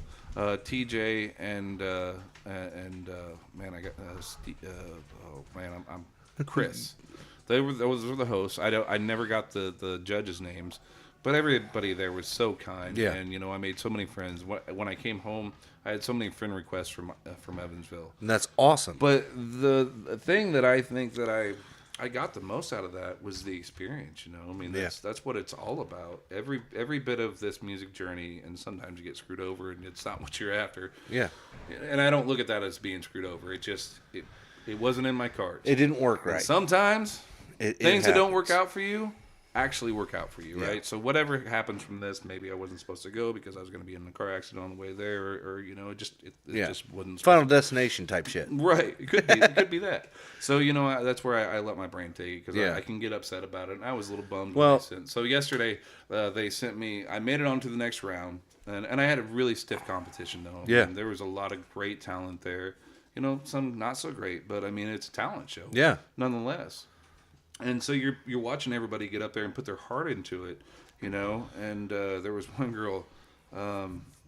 It was such a heroic moment for me because I've been there, I've done it. She got up there and she started playing, and she got halfway through her song, and she's like, "Nope, can't do this," and she ran off, and she sat down. And like the rest, everybody else there was so supportive and like, Yeah. so they had the comedian Pushing come up each after, other. yeah, and pushing Yeah. each other, and so they had a comedian come up afterwards, and he did his bit, and then she got up there and she absolutely killed it. Good. Meadow is her name, so Meadow. I hope that I hope good for everybody, and out of any contest that I've ever seen, I'm gonna take a little side quest here. When I went down to Nashville for the first time, and I met several people that had been on The Voice, and now that I opened up for Allie Keck, and she was on The Voice. Yeah. And everybody takes a different point of view. Like with that, they say, well, you already know who's going to win when you sign up for it, and so you can be mad about that, Yeah. or you can just ride along for the experience Yeah. and find out what you learned. Yep. And so I went over there with no expectations, and didn't think I'd get past the first round. And they absolutely loved me, and they gave me a lot of compliments. Well, and here's something else. You're new. Yeah, You're somebody they've never heard. Yeah, I drove 3.5 hours to be there. They're like, "Holy shit!" I'm like, "Yeah, Yeah. I got a hotel." But this time came up, and they set the dates for this Thursday, the 5th, which I work. I'm a paramedic. That's my full-time job. And the next one I'll be in Key West, so Yeah. feel sorry for me. I'm missing Yeah, it. yeah. But that's the Yeah, choice. fucker. That's just the way everything I know a couple happened. people down there in Key West right now. Yeah, So well, they'll be there I'm then looking too. for it. So it's just the way it happened. It's not their fault. No. It's just Well, and this is what I was gonna say. Oh, and Leighton's worried as shit now. But what I was gonna say was, regardless of their first time, their 10th time, whatever, right? They're at least trying. Yes. They're at least promoting independent artists and independent music, which is not. Not really. It's independent not artists. out there. It's promoting people to get up there on stage. Well, and this is what I like to do for my open mics. Yeah. Because actually, it was my open mic that kind of inspired me to do that. Yeah. Because what I see when I'm hosting these open mics, is I see a group of guys that I consider my bowling league now. Yeah. That's kind of what I started calling it. And we made some really good connections with that too. Hey, we've got stuff we can make for you. But you see these guys that they have a month in between every open mic, Yeah. and they have a month to get something ready, and you see them like really work on that, Okay. like those 2 or 3 Yeah. or 4 songs, and then they show up, and every time you see those guys get better and better. Yeah. And that has been That's the most that's rewarding the key. thing about yeah, all of absolutely. Well, and that's where I was going with that is, like you said, it's not just independent artists, absolutely, but at the same time, it gives the avenue for that. Right. And I'm not going to say that they did something right, they did something wrong. That's not my place to say. But from seeing it, I can go from your experience yourself, right? I can say, this is what I would do different. This is how I would do it different. But I'm not fucking doing it yet. So I can say that I would do all this, that, and the other differently. Doesn't mean that's going to happen. Because those guys have learned too. I think this is their 3rd one they've done. They're going to Okay. start another one in July. That's what they told me. Exactly. Like, hey, you want to enter back in this in July? I mean, like, it didn't cost me anything but time and gas. Yeah, exactly. And a hotel room, but that And was that's- it. that's but like- if we can get more places doing stuff like that. So we've and talked more of the to. community pitching in, saying, okay, so you want to sponsor this, right? Mm-hmm. So let's have this company put in $100. Yeah, Before until you get everybody's to got the- advertisement out there. Yeah. And you run. Well, here's something, and this is something that I know from experience with some of the nonprofits that we've done. Right, we run the Jeep Run every year, this, that, and the other. You set your minimum as you want to be on the shirt, on the back, just your name, company name, whatever. Okay, it's this much. Okay, and that list is almost Whole thing endless. sponsoring. And then you have your next tier, which is you get a name bigger up on the shoulders, and there's only X amount of spots for it. High school music booster style. Huh? Yeah. School music booster style. Yeah, exactly. And then you have the front of the shirt. And then this is your key members. There's only 1, maybe 3 max, because that's the most we'll allow somebody, if you want to donate more, we'll allow you to, but this is what it costs to be there. I remember what they were doing. Like Subway was a big booster back in my high school days, which 97 was, when Yeah. I graduated. I was, yeah. I realize I could be a anymore- dick. I realize anymore how shouting out like what year you graduated was, to me. Like the year I was born in 1978, and my kids are like 1900s. Oh, yeah, my Yeah. kids are doing that though. Fuck, That's I all was. they hear. Look, I was 3 when you graduated high school. Yeah. How's that make you Alright. feel? That's all right. I still look better than you. It's all right. Shit. Well, I just had more fun than you. That's all there is. And I've got good genes too. It hasn't worn on me yet. I think it's all gonna hit me one of these days, and just like all of a sudden, it's like, okay, you're crippled and you're dead. Shit. Goodbye. I'm getting there. I'll tell you about that shit later. But But no, yeah, but and- I like what they're doing. And, like they're getting more people on stage. They're getting more people Yeah. to do things because, Well- like the girl that I was just talking about, Uh-huh. the second song she did was a song that she wrote that day. have you seen the Singing Barber on TikTok and Facebook and Yeah, stuff yeah. like that? Okay, and he's the same way. He went on American's Got Idol, I think. Is America's what it was. Got, that's two different American shows. Idol or American Talent. American's I- Got Idol. you know We're what? making up a new show here. Hey, right? Hey, fuck off. That's my name. That's my name for my show. Fuck off. It's mine. But yeah, he was on one of them fucking things. I think it was American Idol is what he was on. And a lot of people don't know how American Idol works. American Got Talent is pretty similar. But especially American Idol is, yeah, you get a record deal at the end of it. Yeah, but at But- what cost? Yeah, exactly. So and that's here's and the that's the thing thing. about this. There It's are like- people that drop out of it because they're like, I can lose 75% of what I make off of these songs, or Well, let's. I can take all the greatness that I've gotten from this, all the following, leave and do my own shit, and they don't get a fucking dime. Right. Which And- Jake Worthington, I could think of a few artists. Oh, I could too. That have made a career out of, like Jake Worthington was on The Voice.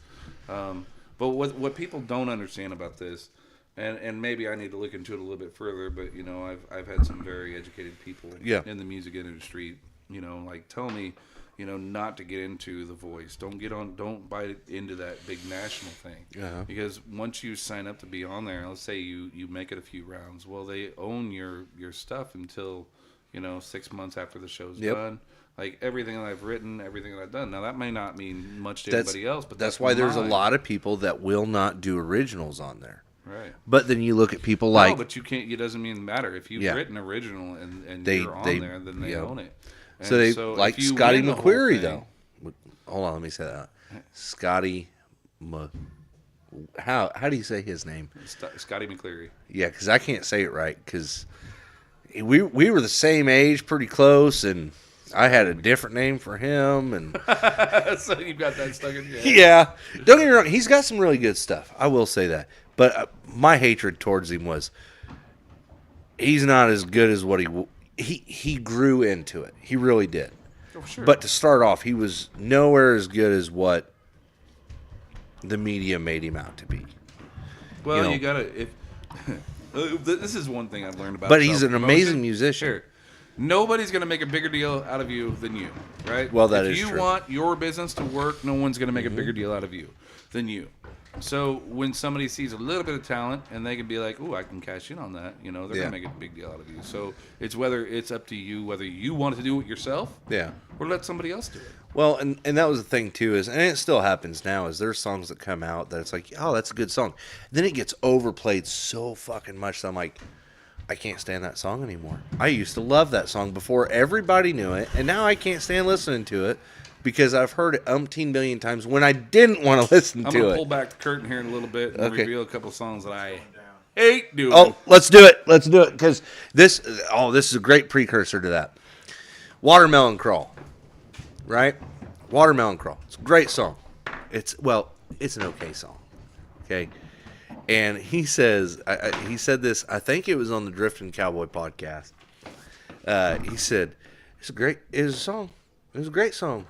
And it has put my children through college. It's paid all my bills. He goes, I can't stand playing that song, but I do it every time I play it. And he goes, and I'll tell you why. Because it's the best song that everybody knows me for, so I'm always going to play it. But just remember, whatever song you put out, even as a joke, because that's the way that song started, you may have to play that. Coladas? Is that's one we always talk about? No, the pina colada song. Or no, yeah, pina coladas. That dude doesn't even like pina coladas.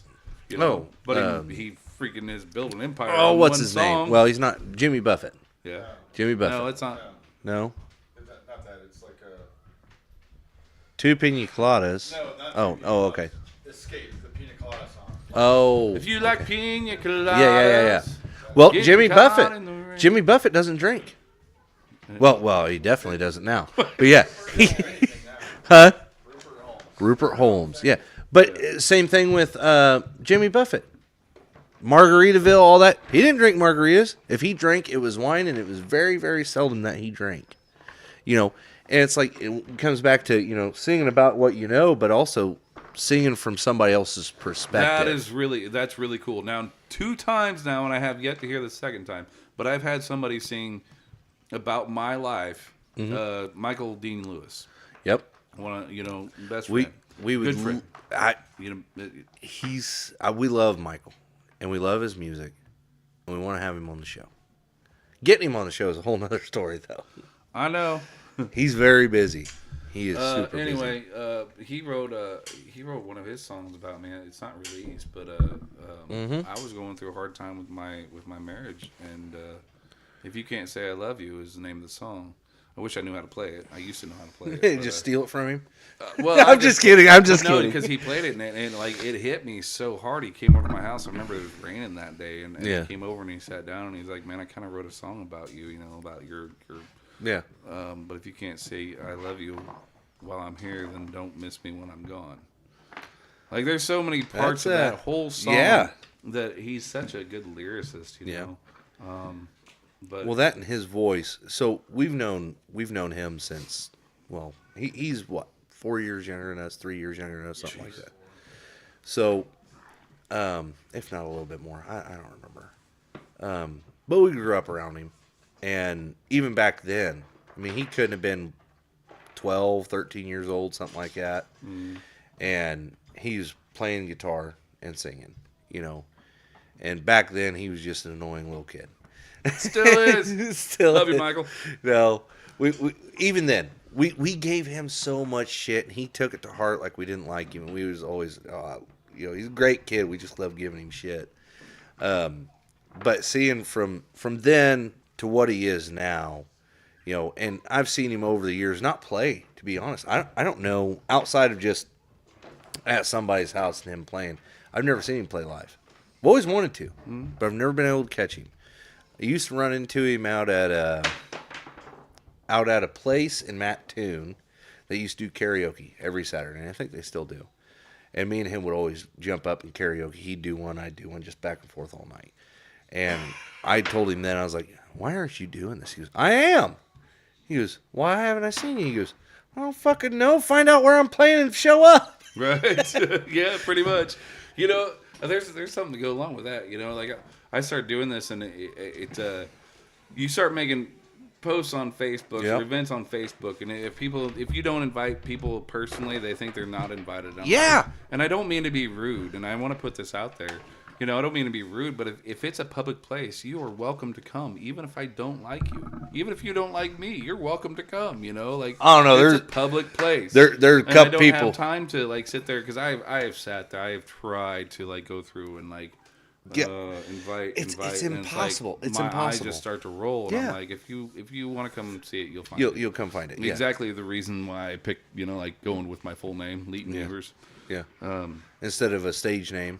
Yeah, instead of just going like Lee Evers, or Leighton Keith or something. Or Lee Michael Keith. Dean. Michael Dean is his name. Sure. Michael Dean the but third. What I'm that's talking his about name. is if I'm good enough, you'll learn the name. Right? Yeah. Yep. Absolutely. If I'm good enough, you'll look me up and be like, "What was that guy? What did he sing? What was his name? He sang that song? Man, I can't think of it right now."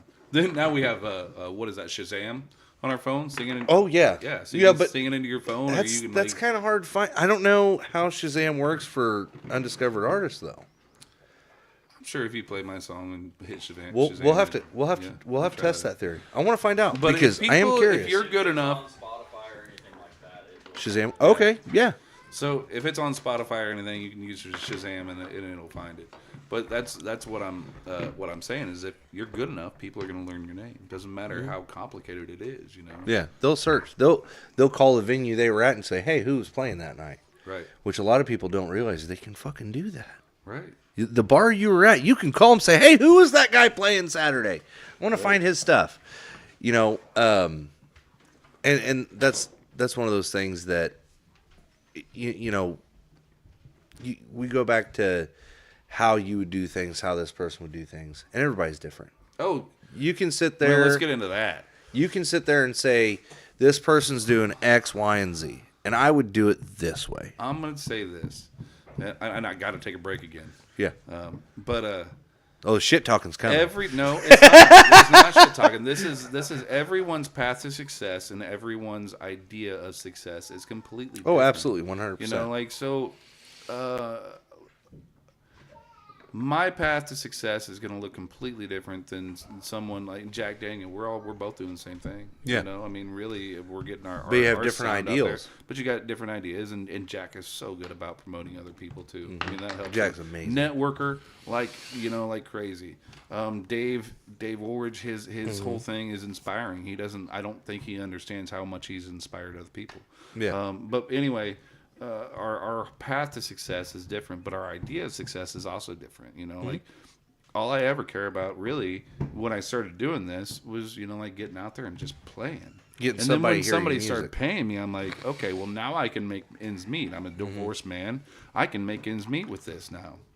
But then when you start playing and you start putting people in that position, and this is what I talk about. Like this is my idea of success is that I've put people in the moment where they remember a moment in their life, or I've written a song. You got to be there. It's got to be one of them. Yeah. But I've written a song to where I can put you in my mind, your or whatever, however you interpreted that. And so in my mind, I'm already successful. Yeah. You know, like Well, I'm going to tell you now, when I first heard You Got to Be There, when I first heard that, I was like, that's it. That is your song. That is the song that, and I'm not downplaying any of your other music, because I love all of your music. Right. I really do. But to me, that was the song that when I heard it, it was not only something that I could really attach myself to, Right. but it was also a song that I was like, everybody, anywhere can attach themselves to this song. Because and everybody's can got feel that it. place, whether you owned it or whether, it's Allerton Park that you went to Yeah. or Starved Rock. Everybody knows that place that you were at, that That they, you they just- brought that was themselves your to, place. Yeah. that they can take themselves to. And if you don't, then, close your eyes and just imagine what I'm seeing about, Yeah. the sunrise, the Yeah, sunset, 'cause whatever. I'm not going to tell you my place because I don't want fucking people going there. Well, right. It's my fucking place. He must be a hunter or a fisher. Now, used to be. But, Fair. What's that? It's just not recording. I ran out of this space. We're still live. Okay, we're still live. It's still recording, just not down. I wrote that song. Are we going to be recording again? Well, we're recording on YouTube regardless. Still live. I can still. Okay, so you can plug it. We can clip it, yeah. But this song, You Got to Be There. I'll play this one, then I'm going to take a break, and then... Yeah, while you're playing, I'm going to run. All right. But I wrote this song. Jack Daniel actually put out a challenge to me, Zach Tompkins, and David Woolridge to write a song about the place that meant the most to you. And I knew right then and there where it would be about. Oh, yeah. But I didn't know what I was going to write, Yeah. Like I keep on telling everybody I'm not a songwriter. I'm just a guy that's written some songs. I mean, seriously, I struggle to write. I've got, like all my notes on my phone are full, but, I'm just a guy that's written some songs. But so I thought this is a huge challenge. And I started writing the song, and I kind of took a rough draft down to my cousins, and I played it for them. My cousin was like, "Man, that's pretty good. You should follow that up, And this is what I talk about. If you want to change anyone's life, show them a little bit of belief in them, and that will light a spark. And that's all it took. absolutely. When they were like, "Oh, that sounds like it could go somewhere." So I went back and wrote a little bit more and kind of tidied things up. And then what I said about Coop, he helped me tidy that song up too. Yeah. I mean, just a little bit. Like take this song out, take this part out. It's too redundant. Yeah. Put this in. So everything kind of came together on that song. So You got to be there. Getting out of the way. Then again, we got to tune up. I should have been doing this the whole time I was talking. We are in a basement. Guitars do not like this. No, we are not. We are in a super advanced music lab. They need money. Send gifts, okay? No, hold on. Not they. Farron needs money. Look at his screens. You know, kidding. I know it may look like someone's basement, but we're actually in a spaceship floating through time.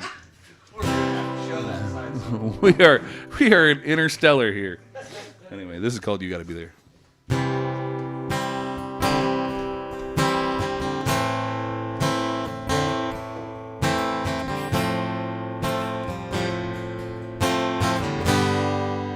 But I could tell you at the sunset setting over that hill, but it wouldn't do it justice.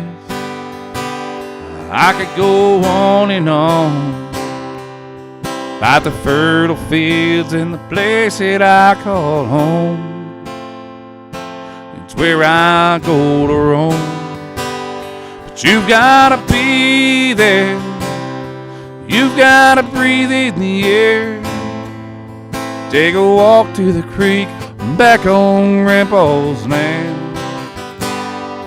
Sit up top of that hill, soak in the view. You won't wanna leave when you see that morning dew. There's a place in this world I can't just talk about. It's a place I go to clear my head out. I remember many summers walking those gravel roads back to that old house where Grandma called us home. But you gotta be there. You gotta breathe in the air. Take a walk to the creek, back on Grandpa's land. Sit up top of that hill, soak in the view. You won't wanna leave when you see that morning dew. Don't take it for granted, this is worth passing on. There ain't a dollar amount you can put on my home. I gotta be there. I gotta breathe in the air. Take a walk to the creek, back on Grandpa's land. Sit up top of that hill, soak in the view. You won't wanna leave when you see that morning dew. You won't wanna leave when you see that morning dew. That's my song. That's your song. That's my song. Now, I will say that song reminds me of another local artist that we've had on the show, Tim Crosby. Oh yeah. City of Roses. Okay, I gotta check that out. Yeah. And so it's about Pana, which is where he grew up. About That's where my grandpa grew up. where they used to have the greenhouses for roses. Okay. And, their water tower, which you can still kind of see it, used to have roses on it because they were the city of roses. And then the coal mines and everything, all that, and they ended up saying whoever had ran the roses ended up shutting it down, and talks about watching it being torn down and this, that, and the other. Like, it's an amazing song. Right. It reminds me of that because it's talking about your home and what you remember of it. Oh yeah. Those are amazing songs because there's so many people, and I love that it's a geographical song. I'm playing at Chickies in Pike County, Illinois. Okay. Yeah. Atlas.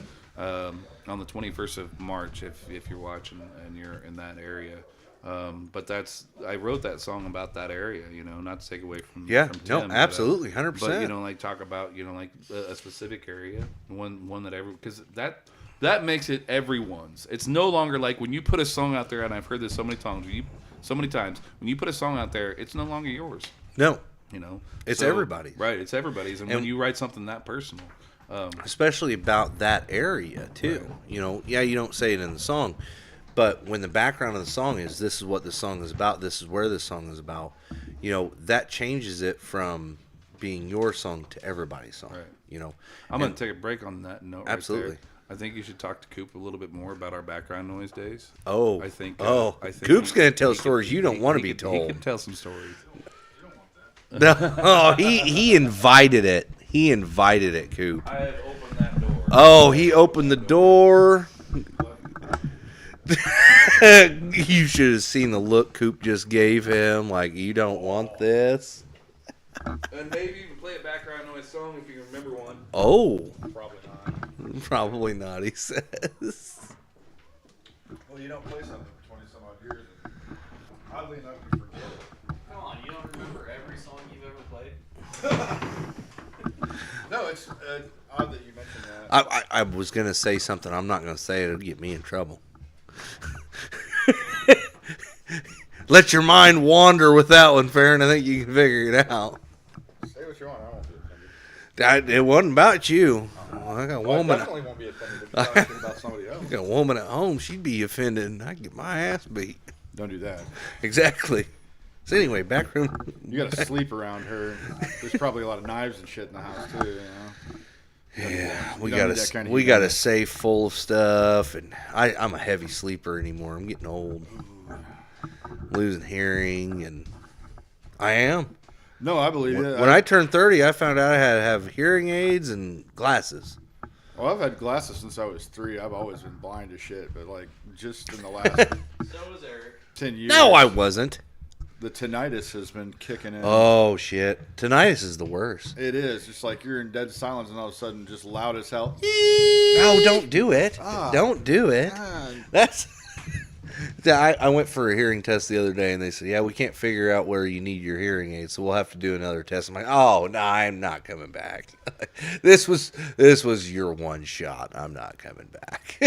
yeah. Somehow I can still hear like a safe cracker after all So- the absolute punishment that I've put my ears through over the years. It depends on what it is. We'll be at a restaurant. If I don't hear you, it's because I don't want to. Exactly. We'll be at a restaurant, and everybody will be sitting talking at a table, and I'll go, "You guys hear that song?" And they're like, "The fuck are you talking about?" And I'll say whatever song it is, and it had just started. Oh yeah. And they're like, "What?" And they start listening, like, "How the fuck did you know that?" I was like, "Because I heard the intro." And they're like, "How the fuck did you hear that? You can't hear me talking beside That's you." what I I'm was like, listening "Yeah, I to was- when you were talking to me. yeah, I could hear that because I was focusing on that. I was listening to the background noise." Oh yeah. Yeah. I should have patented that right away. Yeah. So, Imagine if I got paid a nickel every time somebody used the phrase background noise. oh yeah. I'd have retired like 20 years ago at least. Shit. I could have $10 billion and still not be able to fucking retire. You gotta live cheap, man.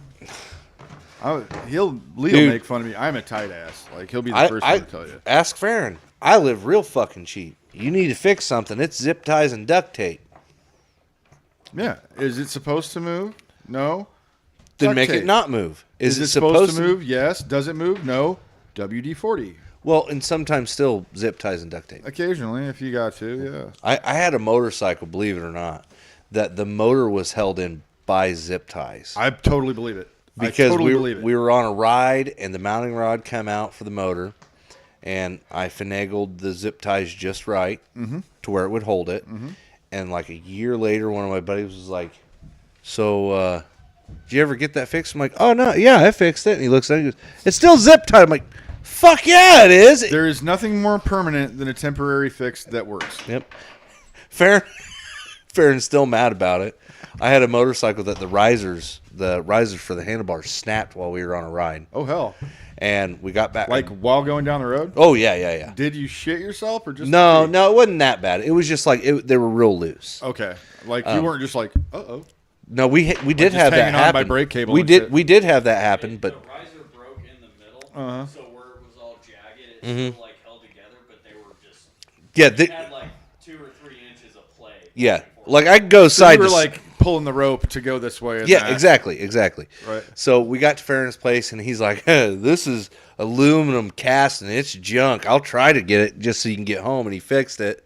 And, I mean, it was bubble gum. You didn't to have shit any together. JB weld handy? I had an actual TIG welder. Yeah, Well, he that's welded way it. better than JB. He TIG welded it. Dude, you're too high class for me. I don't know if we can hang Well, out. so here's the thing, though, is he I'm TIG just gonna welds it. constantly feel inferior. I rode it home, but before I left, he made me order new risers. I sat there and looked over his shoulder as he ordered the risers because it looked like I stuck it together with Bubble gum. real cheap bubble gum. Yep. Not even like good bubble gum. That was what? like seven, Dollar General. Yeah. 7 bin years bubble ago? gum. 7 years ago? 7, 8 years ago? It's still like that. Because I have the new risers, but dude, you why have fix? You have what to take fix- the old ones off. Yeah, and you just put exactly. them It's not worth on. it. That's too much work. He didn't talk too much shit while you were gone, Leighton. No, I was gentle. Disappointing. We'll talk all the shit you want now. He's here. Lee's got a small wiener. He's got a lot to say. I don't know. I've not seen him naked, thank God. So. That's like one of that video on Facebook. I heard you had a tiny wiener, but you have heard of me. Yeah. Oh, careful. Oh, I could do my Optimus Prime impersonations, and we could get real crazy here. I got about 10 minutes left. Yeah, I let's told my not do daughter that. I'd be home by 8 o'clock. Okay. So,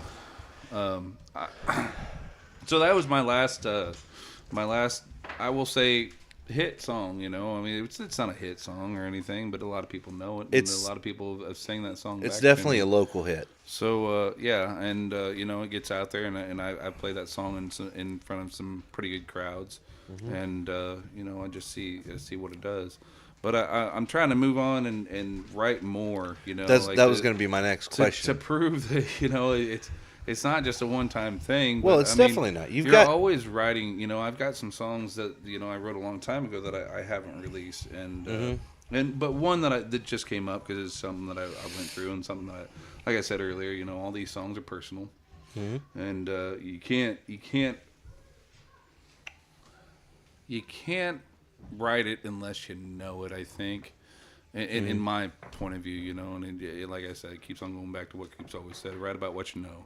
Yeah. And you know, when we were 20 years old, we knew about not getting laid. There was a song we had called "Getting Laid," and that was the very first song that I had ever laid any kind of vocals down to. Yeah. And you know, I wasn't strong behind the idea, but I'm like, let's just do it. I mean, we had a song on that album called "The Bong Song," but we also had one song called "How Crazy Love Can Be," and that was you know, still to this day, you know, that's a timeless song. Yeah. But we wrote about songs that we knew about, and Yeah.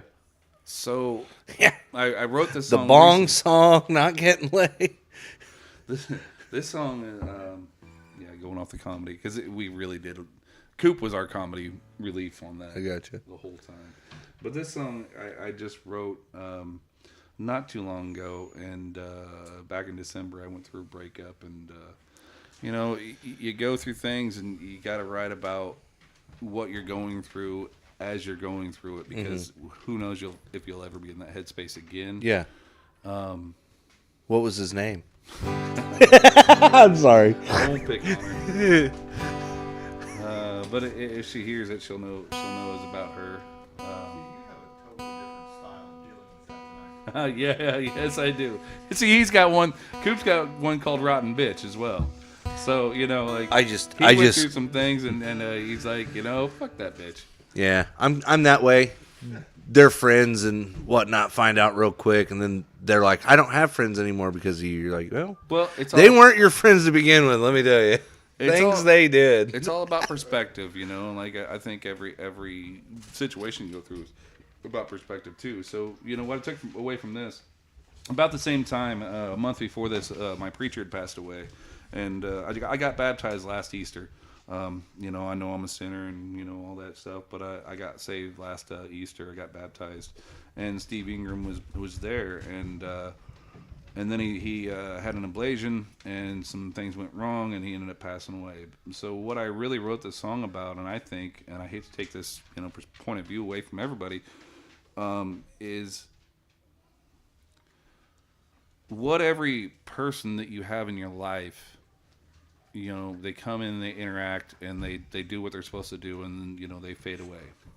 And what I was going through at the time just I think resonates in this song. I hope, anyway. I think the name of the song is "This Is My Song to You."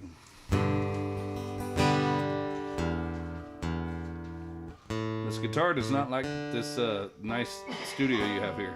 Spaceship. It's a spaceship. That's why it's not working. So it's called "My Song to You."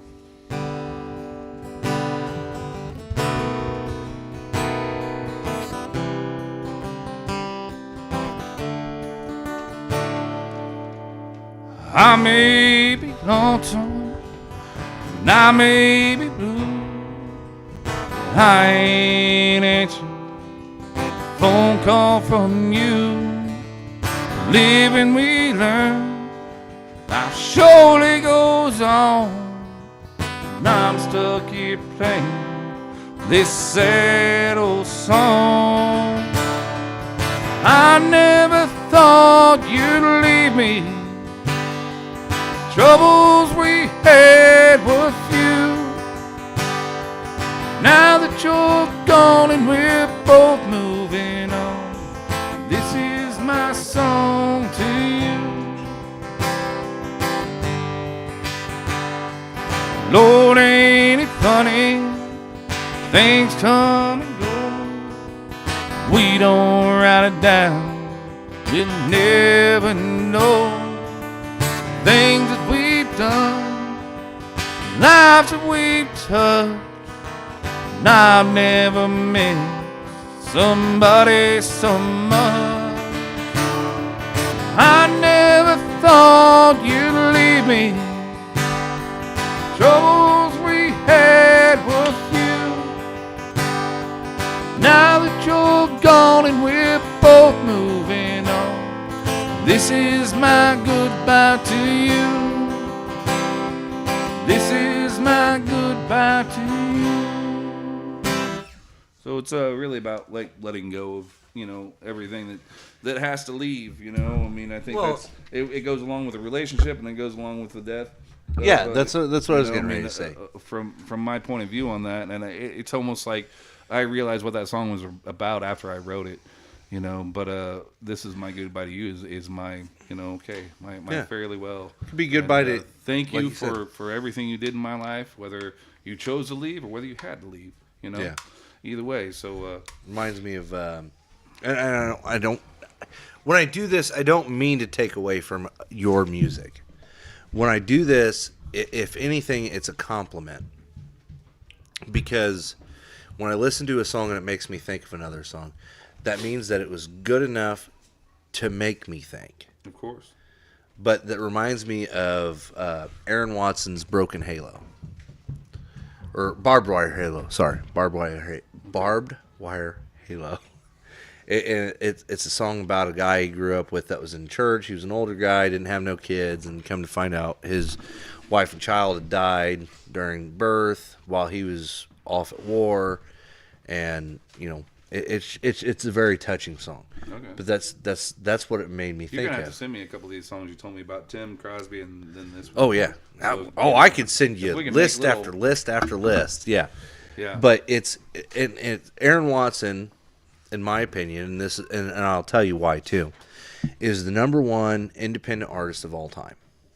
And the reason I say that is because he had a number one album, not number one song, number one album as an independent artist. He was the very first independent artist to have a number one album as an independent artist. Wow. Not he was independent, a label picked him up, and then he had number one. No. Right.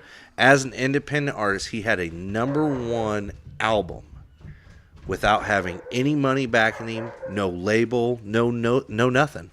Oh, I know. Cracking me up. You'd be surprised how much of that actually comes down. Because I know it's that's what I very was little. thinking. Like these 355s are really good about like picking up directional. I'm sorry. Yeah, no, you're fine. What he's talking about is the kids and the dogs upstairs running and having fun. But that's one of the reasons I Saturday consider night, we're him. taking laps across the living room. But that's why I consider him one of the number one independent artists of all time. I mean, what you were saying something there.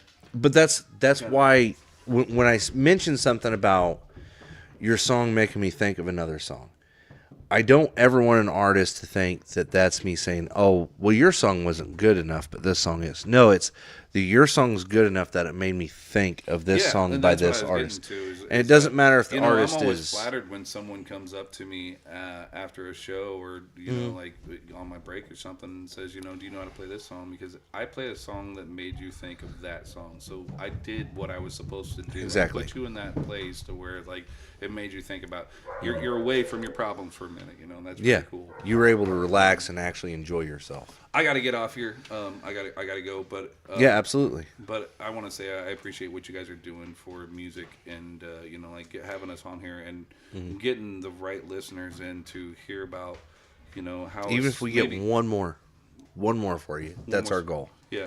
One Yeah. more listener for you. That is our goal. And so you guys are helping out way more than what you realize, or maybe you do realize it, but I appreciate you guys having the love for music the way you do, and showcasing how we write and what we write, and where we're going to be playing too. So Yeah, absolutely. bring that up. Do you have anything big Yeah, so coming up that you want to throw out? Oh man, this week is a busy week for me. Tomorrow I'll be at Roscoe's 3 to 6. I've got somebody else playing with me. I'm not sure who it is yet. Roscoe's where? In Windsor, Illinois. Where's Roscoe's in Windsor? It was a little winery there across from Old Number One. Oh, okay. Yeah. I So I'll didn't know there was one there. It's a small little bar, but that's my. The last I knew across from Old Number One was the hardware store. Tuesday I'll be hosting open mic at in Ivesdale, Illinois, at Rookies North End Pub. Wednesday. When was I'll that? be, Tuesday? Tuesday. Okay. And Wednesday I will be playing at Legends Corner in Monticello. Okay. So it's a nice little area, and you can come in and get some food. I'll be playing 5:30 to 7:30. And then Saturday I will be in Decatur, Illinois at God, I should have looked this one up. Brentford. I think I got to look it up. I have not played there yet. It's a In nice Decatur? little distillery. Okay. So if you get on my website, you can find out wherever I'm playing, www.leetonviewers.com. Farron, I'm going to guess you're going to have my name up there somewhere. Yep. You know. I've posted all your links in the YouTube chat already. Right. Okay. So, and if you want to see, just like some off-color stuff that I do, I post a lot on TikTok. Yep. I'm trying to get better about YouTube, and the events that I play are always on Facebook. So it's kind of like the new Yellow Pages. Yeah. Well, and Do you I know will what the say, Yellow Pages are? I do. You know why some companies are AAA and quadruple A mechanics? Damn right. Or Z. And the reason why is because it's always first and last that everybody looks. Right. That's number one. But yeah, so no, I love that you give yourself a plug, and I hope that everybody goes and follows you on all your platforms. Like Farron said, he's already tagged you and everything in the comments wise.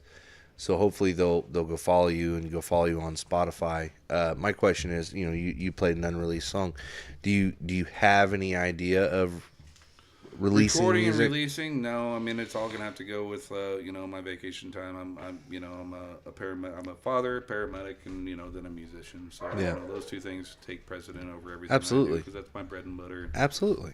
So I just try to like I said earlier, I was trying to decide whether I wanted to go to Nashville and record, or do I want to go on vacation. And I think my heart and soul needed a vacation to Key West. Yeah, I don't blame you. Key West is an amazing place. Like I said, while you're down there, check out Hog's Breath and what is it, the Red Garter? Oh God. Yes.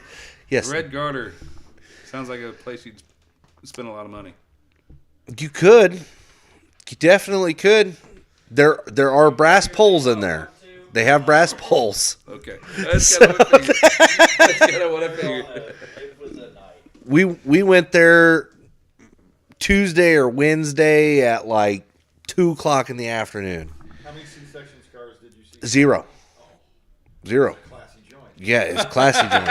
Very classy joint. But those are two places that are really cool to check out, and mainly just because of just what they are, Right. and being able to say that you've been there. Yeah. Those two places are great. That's really cool. Hog's Breath is amazing. Kevin Thomas has been playing down there quite a bit lately, Yeah. so I might get a hold of him and see what he knows. What was that? Oyster Bar. Yes. I'm looking forward to the seafood, by the way, talking about oysters.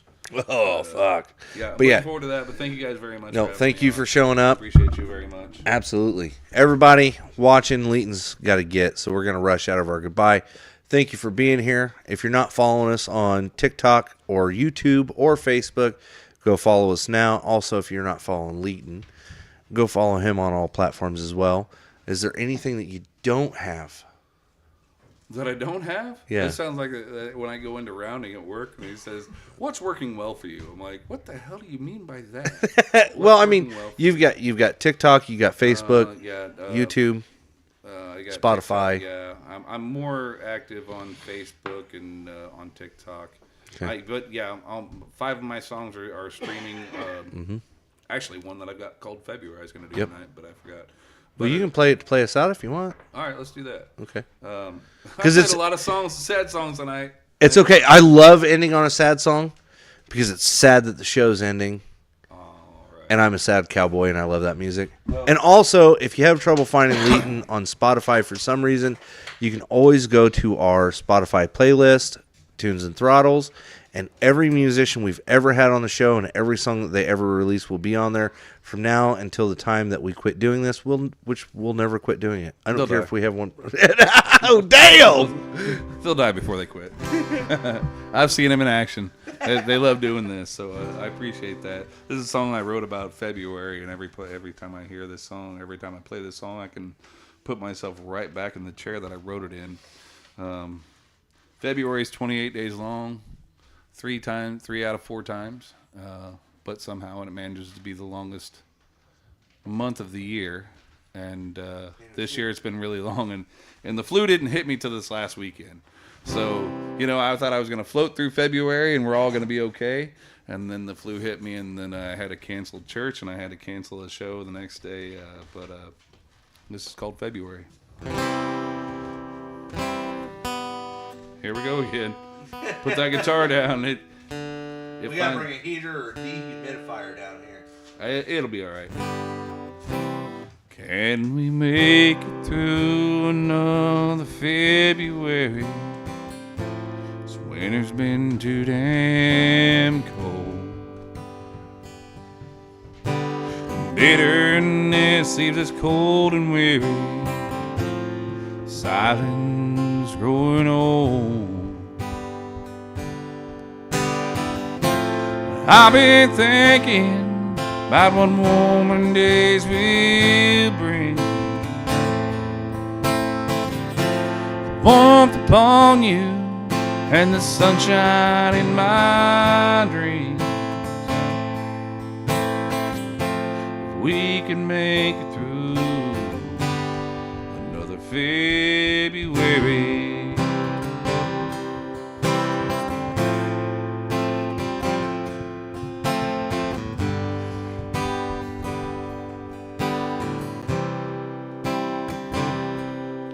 Now the winter time is full of cold and cloudy days, and there's not much left to do. Sit around and pass the day.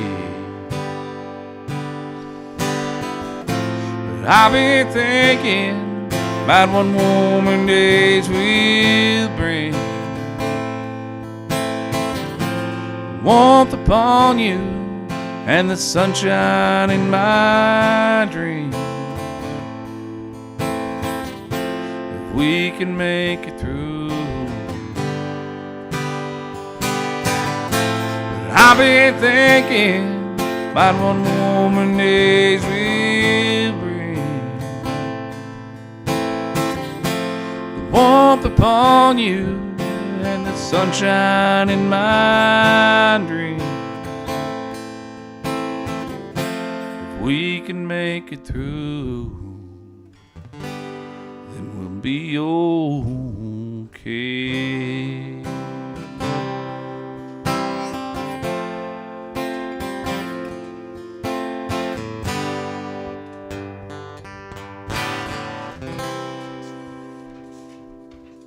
Close enough. You say it's a sad song. That's a love song.